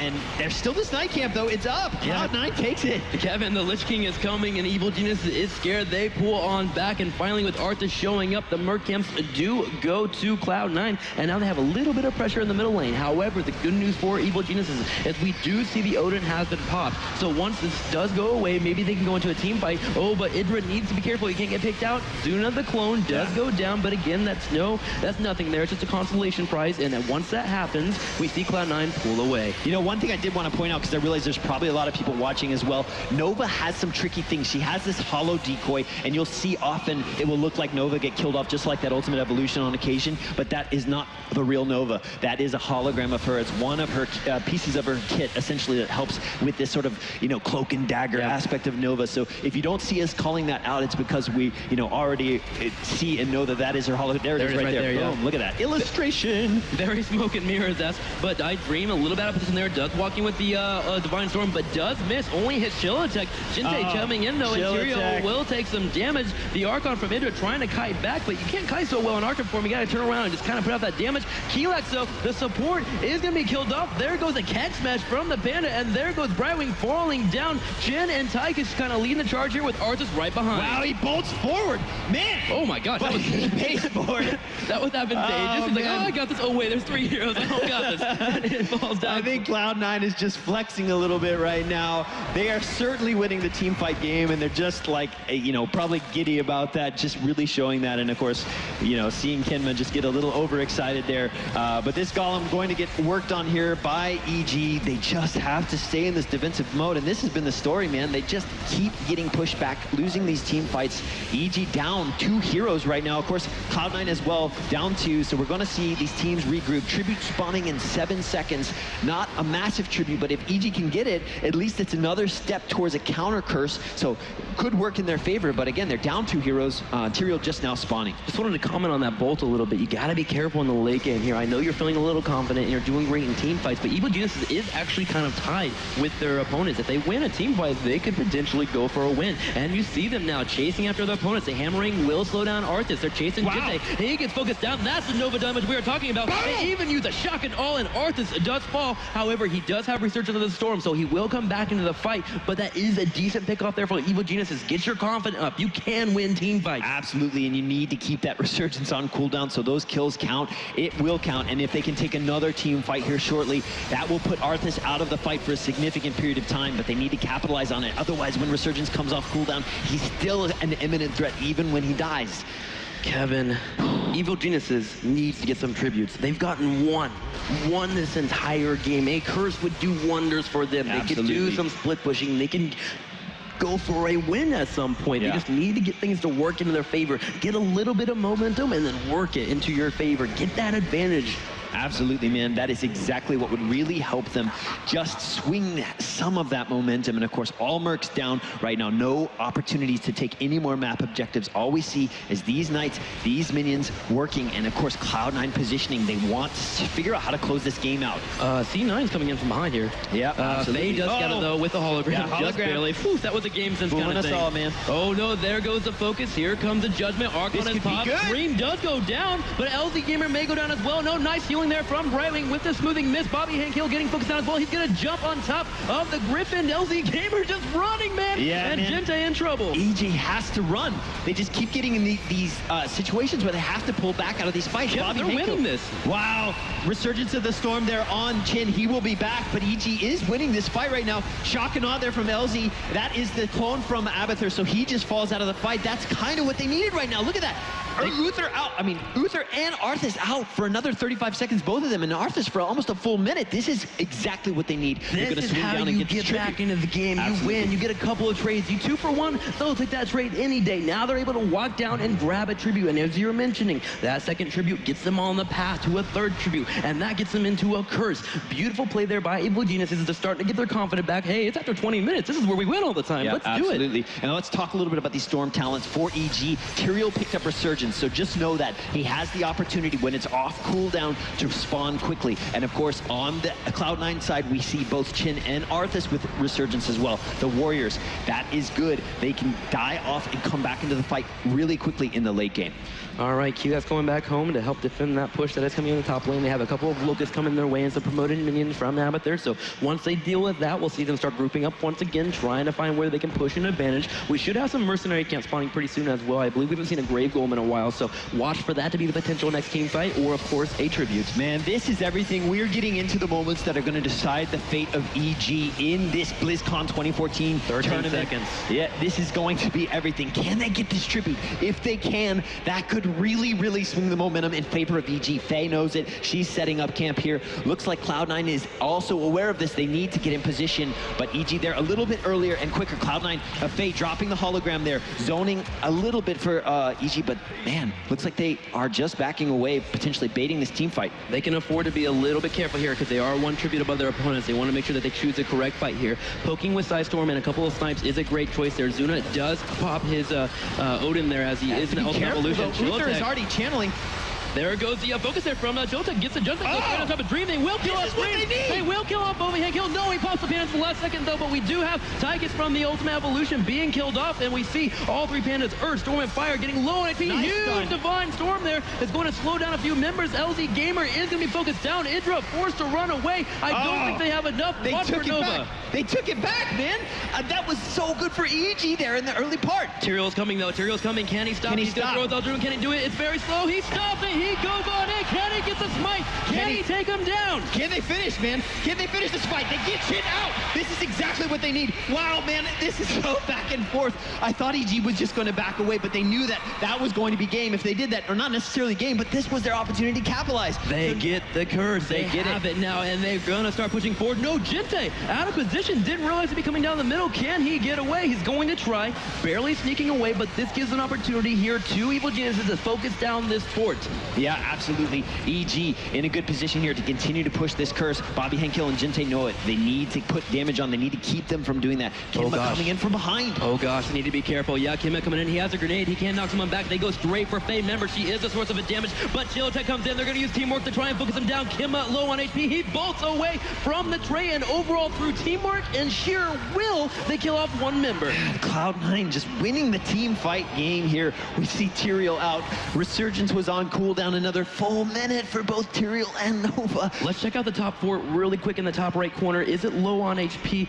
Right up there by the ABATHUR. I know they went there to save it, and oh my gosh, he's barely even tickled. Yeah, man, barely even damaged here. Cloud9 taking the advantage while they're experiencing a curse. This is it. EG had an opportunity there to capitalize, weren't able to do it, and now Cloud9 taking advantages while they're cursed. I think the minions should be able to finish this off because of the charge lane. Come on, minions. Winions for the win. They take out the fort, and now two forts are down for Cloud9. They have a little bit of pressure potentially on their lanes now. They need to start thinking about that. Could there be an all-in that comes our way? Could there be an attack from Evil Geniuses? So they need to start thinking about the positioning play of their opponent. Absolutely, and you know what? And we look at the actual fortification side of this game. All three keeps up for both teams still. So this game is not over yet. It is definitely not over. EG wasn't able to capitalize on that curse. They're still in it. They can still bring this back. They need some good team fights, but it's not over yet. It's not over yet. You are correct. The Golem is going to try and push in the top lane corner, but you see the team of Evil Geniuses here are stopping it, slowing it down. Tasner are able to throw those shields on top of his the keeps and forts and structures to help kind of mitigate that damage. But you can see the Golems, they scale up in the late game too as well. You see them kind of chunking even through that shield. But overall, Evil Geniuses will defend that. Cloud9 also defended the Golem that was in the bottom right. Yeah, we see Mules drop there for EG to get some healing on this keep. Nice job there to continue to do whatever they can to be defensive. And here's Cloud9 cleaning up Merc, taking Mercs, and just ready to finish this game. They want to win so badly. They've come here wanting to prove that they know this game, that they know how to play team games, and they have definitely impressed. Can they close it out, and can EG stay alive? I want to know something is that earlier in this game,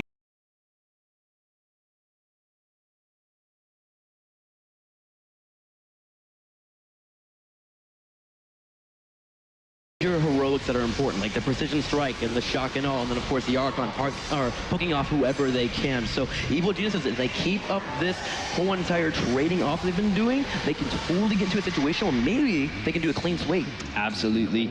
Both teams sticking close together, which is exactly how you need to play in the late game. Of course, look at this. Oh man. Tribute spawns. Cloud9 has positional game here, but they're ready. They want to get the jump. I think Evil Geniuses know. Yeah, look at Idra, he's knows. poised. He's coming around the corner, and we do have the shield pop. on Chilotech because they thought they would jump on top of him. They're going to use the precision strike. They absolutely baited that a little bit. Eldruin is going to help Chilotech get away. Zuna giving the chase here, but the heroic has been popped on ABATHUR. They can totally poke here and maybe get into a fight in this area. Look at this. They're already just saying, hey, we might as well work on these mercs while we're here. There goes the judgment on the Zuna. Oh, nice shotgun on there from EG. Look at the push there from Kelax trying to push them back. Zone out these two heroes, or zone out Bobby Henkel, excuse me. He does have his Earth, Wind, and Storm. They're winning this. They're actually winning this fight. The deformance time does go up, but the actual bomb from Tyriel is going to take out a couple of members as well. The shotgun only got 3 members, but Faye was able to hit a nice precision strike. They are forced to pull back, though, as the TYCHUS is just a little bit too much damage, and they're a little bit scared here of fully going on the full engagement. They know if they die, they can potentially lose. They're waiting on Chilotech to show up so they can go back into another fight. And look at that. Cloud9 did just what they needed to do to zone them out, pick up that tribute. I think TYCHUS is getting caught in the top of the corner. Yes, he is. Kinma. Okay, he's getting away as ARTHAS does show up, but man, there was a small opportunity there if Nova was falling around. Absolutely. Right now, though, Cloud9 stands on the brink of another curse. They're at 2 tributes over EG. So again, the next tribute that spawns, more aggression. EG has to stop it. They cannot let that momentum swing, or that could mean the game. It's really interesting because you see ABATHUR's usually in this late game scenario being a little bit more aggressive. They're usually on their opponent's side of the map. With the ABATHUR play from Zuna, he's a little bit more passive. He's staying near forts, and particularly the fort in the very top right corner, which means the Locust that he spawns doesn't make it all the way to the core. So they don't push as much as you would normally see from an aggressive ABATHUR. So if we actually had Zuna being a little bit more aggressive, we might see EG in a little bit more of a passive state, but unfortunately that's not working out for them. Yeah, absolutely, you're totally right. And that's that thing where that risk reward on ABATHUR pays off. Does he risk going out and hiding in the bushes and risk dying, or does he stay back and play conservatively? EG needs to win.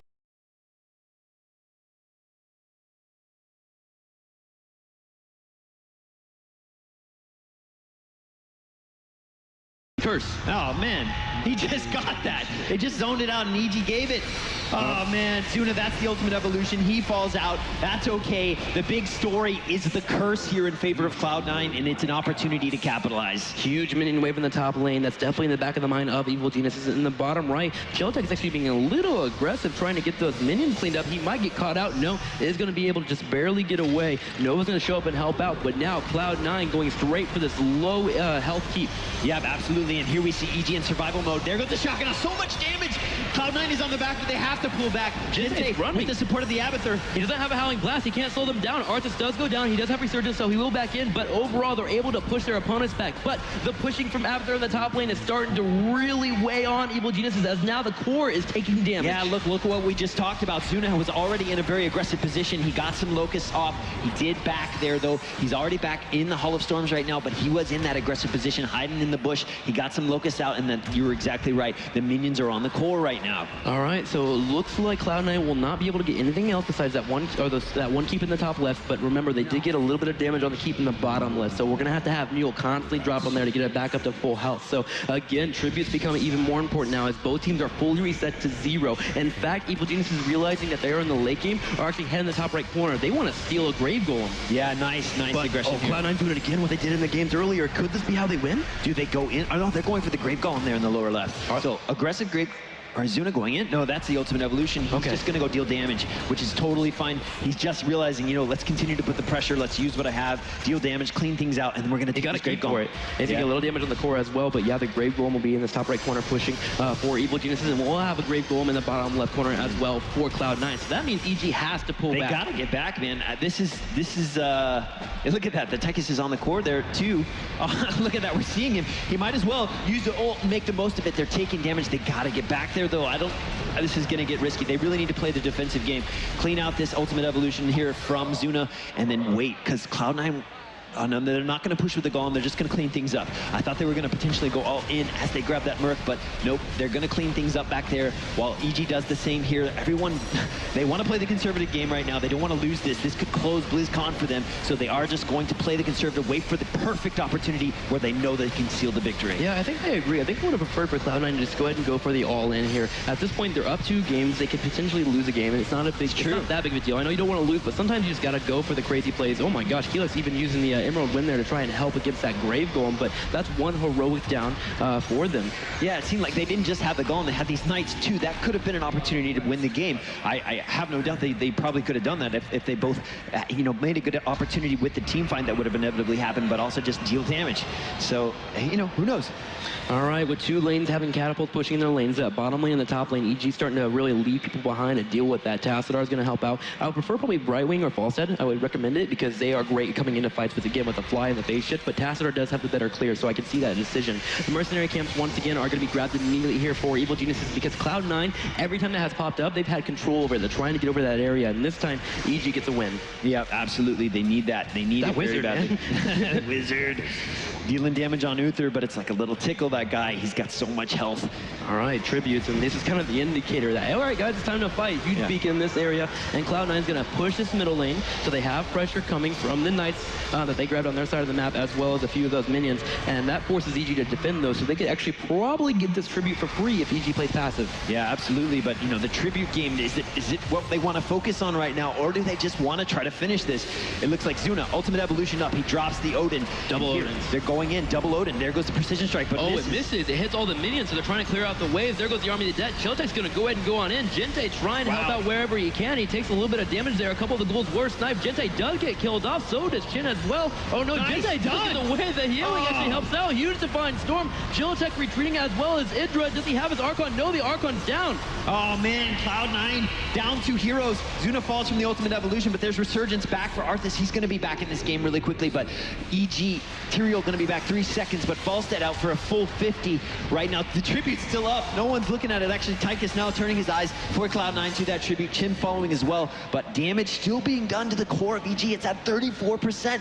So once again, Evil Geniuses does trade a little bit better. They get the 1-for-2 trade, but again, they've just had so many disadvantages that have hit them in the mid to late game that are really starting to weigh on them so much. Even though they got that fight immediately, they could not chase. They had to pull back, defend against the minions that were coming their way. And at that point, it's just kind of really throwing them off. They're looking for a clean slate, but overall, Cloud9 just doing a great job of preventing that from happening. They realize, okay, if we're losing a fight here, let's pick off whoever we can and just get away. Wow, and look at that mule, already bringing the core back up to 46% for EG. Nice work, little buddy. Keep it up. You're doing great. EG's still in this game, and that guy is helping out as much as he possibly can. Cloud9, though, let's see, how can they finish this off, Tim? Oh, man, I would recommend probably trying to do a sneak buy like we saw in the last couple of games. It's super effective. Oh gosh, 3 members do get caught out, and Uther is not here. ABATHUR does jump on the last second. We have Chiltek doing a judgment there, but he is killed off. He's going to try and hit all 3 of the pandas, but they actually jump away, and Chiltek dies for nothing. Oh, man, that is not how you want these moments in the late game to go down. Now they're down to 4 heroes with full 50 seconds. Tyrael out of this game, and look, Cloud9 knows it. They're going in. They're going to capitalize. Bobby Henkill low on health, but it doesn't matter. This is their opportunity. He bolts forward. He gets Faye to use her bolt as well, but the red team, you're right, they see an opportunity. They're going to try and see that moving forward. Bobby Henkill using that fortifying brew to bait out some of that damage. Archon is popped. Shock and Oz does go off. Divine Storm does hit. Gente trying to kite back and forth as well. Is it enough? Can they do this? Nice. No, EG defends perfectly. Kinma in trouble, trying to run away. Remember, he doesn't have a running gun until he pops out of there. Finally, he'll be able to get away, but 2 members went down, and they did not have Resurgence of the Storm. It was on cooldown. So Pandas, Chin's down, and ARTHAS are both down. Man, perfect defense, and they were down a hero as well, with Tyrael not even in that fight. That was a great team fighting by EG to defend. And like you said, we're down power play here for EG right now. Tyrael back in the fight, full 30 seconds. They need to capitalize.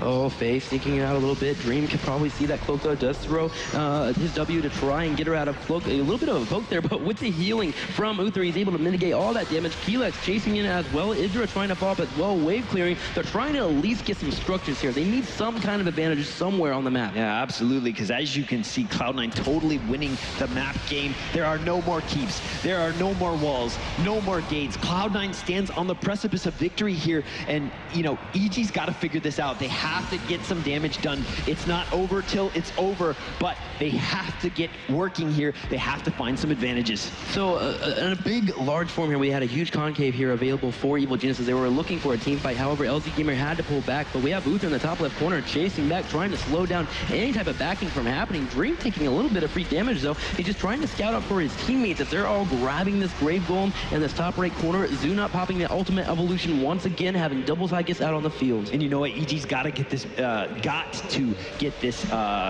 this tribute right here because, yes, absolutely, curse opportunity there for Cloud9. So looks like, though, Cloud9 favoring the Golem there, finishing that off. But look at this, they're going for it. And you know what? But the core is the only thing that really stands as well. So the minions are just going to get, isolated when they grab this curse, and they're going to be right on top of the core. Actually, no. Yes, that's exactly what's going down here right now. Jinte picking it up, and they're going to go for the victory. Oh, they saw all of the evil geniuses, 4 of the members up in the top left corner defending against that Golem. Now they're starting to pull him back. LZ will fly. He'll try to slow it down. Now Cloud9 all grouping up. We have the Odins being popped. They're going straight for the core. You see the overkill being used on it. Emerald Wind will push everyone back, though. It hits 3 members. They're the shock and all. Kinma taking damage as well. And LZ trying his best, but we do have Brightwing being killed off. Man, great defense from EG here right now. Bobby Hanko falling very low. He pops his Earthstorm and Fire right now, though. So much health. The core is falling so fast. This could be the game for Evil Geniuses. Is Cloud9 going to take the series? Yes, they win the BlizzCon exhibition of 2014 with a amazing 3-0. I know those guys are happy. They came here. They wanted to prove that they knew this game. They wanted to show EG that they knew Heroes of the Storm just as much as them. They know how to play team games, and you know what? They showed up. They did it. They represented. Nice work by these guys. Super proud of it. It is awesome. Great games here. BlizzCon 2014. Congratulations to Cloud9. EG, great play as well. This is some high-level Heroes action. I love it. And I love the sportsmanship, walking over, handshaking. And of course, Evil Geniuses. Give them a round of applause, guys. They definitely did their best there to play against their opponents. And the last game was long, man. It went for a while. Back and forth. They were making great trades, but the mid-game to late game where they took a lot of fort losses, structure losses, and a lot of the tributes that they weren't able to get to slowly but surely choke them out. Absolutely. Absolutely. They played the patient game, the long game, and they got the victory. Cloud9 winning 3-0. I did not expect that, Tim. Yeah, I didn't expect it either. I mean, I'm not going to lie to you. I thought it'd be a very, very close series overall. And for the most part, the games were pretty close. Yes. But Cloud9, when it came down to it, just in the clutch, know how to finish the game. They really showed that, you know what? When we are around the 20-minute mark, we realize we have the strength, we have the damage, and we can walk towards your core. And if you don't have a better team fight than us, we will win. Absolutely. And, you know, one of the things that can't be understated is the power of the ABATHUR. That ABATHUR doing work. All of those games, man, so powerful at pushing those lanes. He is doing it even if you can't see it. He is doing work, and he is getting you closer to victory. And, you know, Cloud9 showing that and proving it. Very, very interesting play there. I'm excited to see more. You know, we're currently in the tech alpha right now, so this game actually isn't fully out to the public yet. But as mentioned, closed beta will be starting in January. You guys will have more opportunities to get into the game, and at that point, we can just see more develop, more meta, more amazing play overall. We'll have more heroes, and it'll start to evolve. So I just can't wait for that moment. Absolutely, and I love that the developers want to take this, you know, so many creative and interesting places. It's so fun to sit with someone like Dustin and hear the potential, the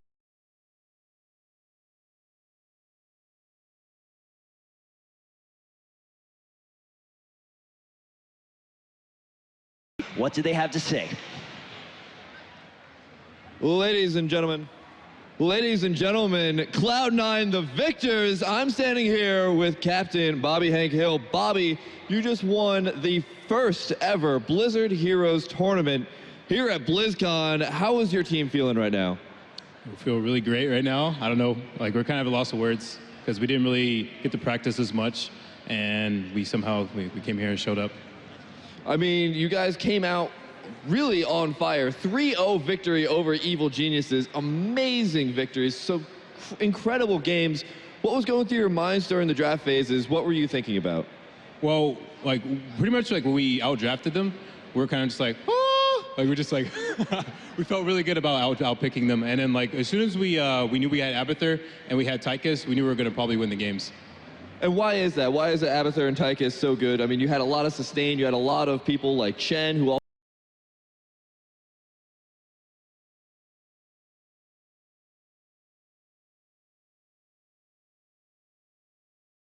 It's really hard to team fight against, and even if they team fight us, we can always split push, and we can always fall back. So we have a really good defense, really good offense at all times in the game. And it doesn't really matter what they do, we're always going to be pushing a wave, and we're always going to be promoting a wave. All right, any last shout-outs? Shout out to everyone that came out here to BlizzCon. Shout out to Blizzard for making this awful game. I mean, awesome game. Shout out to, I said that wrong. Awesome game. Shout out to Cloud9 and to Logitech too. All right, over to you, Anna, at the center stage.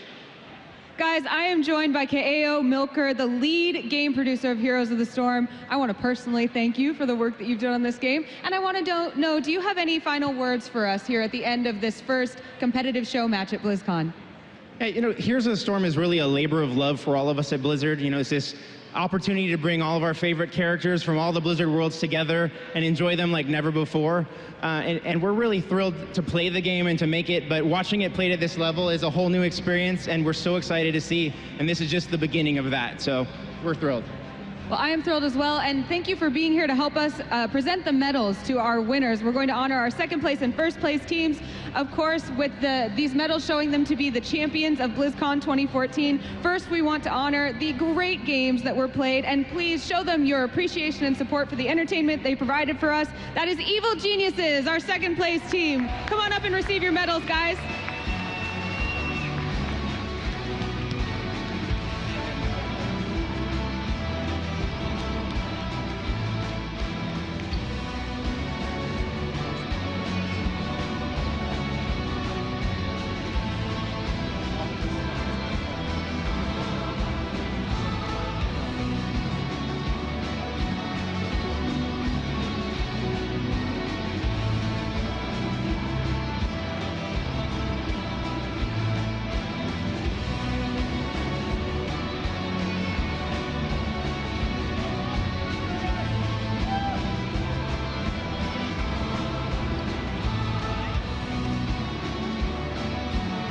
Let's hear it one more time for Evil Geniuses.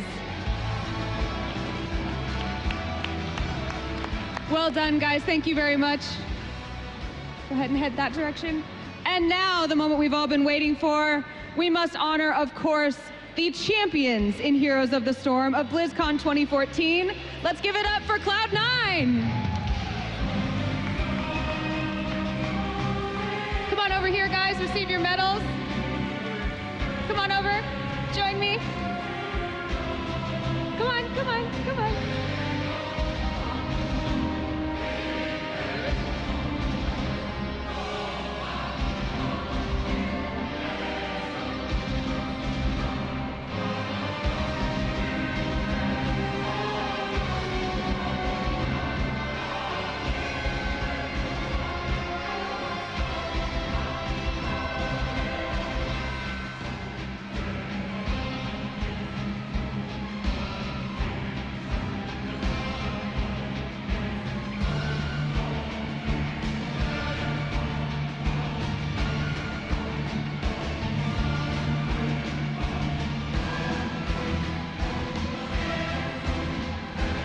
Let's hear it one more time for Cloud9.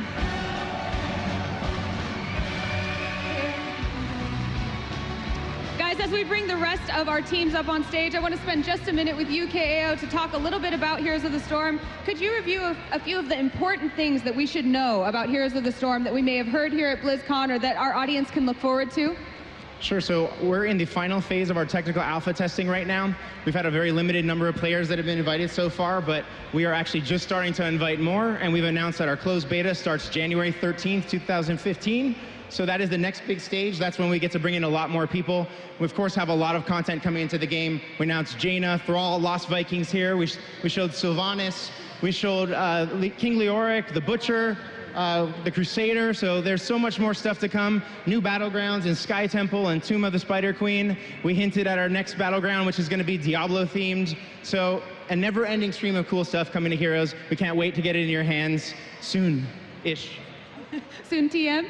All right, and also, you know, we have lots of people, obviously, who are involved in the technical alpha already. They've been playing this game for a long time and love it, like myself. But then there are also some who are going to be welcomed into the game in these incoming waves as we get into the beta. What should we all be looking for in this game? What is it that really defines Heroes of the Storm as we move forward in the development of this game?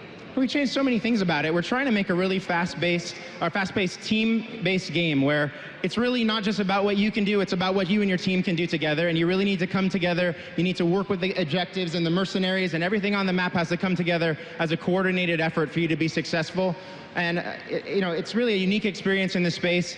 We are so happy to get into more players' hands, and we're really working hard to get there. I know you guys are working hard. We appreciate it so much. Is there anything we as the community should do to help in developing Heroes of the Storm? It's all about the feedback that we're getting. The people who are playing in the Tech Alpha have been just invaluable. Their feedback has really shaped the way we make the game and the changes that we've made, the way we prioritize those changes. But the people who aren't playing it are also giving feedback. We're hearing it in our forums, we're seeing it on external sites, on Reddit. All these things are being absorbed by our team, and we're really taking them to heart, and they're shaping the direction of the game today, and they're going to shape it in the future. So keep being passionate about the game, keep giving us your opinions, we are listening. Thank you so much, KAO. And guys, please help me in thanking not only KAO, but the rest of the development team for Heroes of the Storm for making this fabulous game. We appreciate it so much.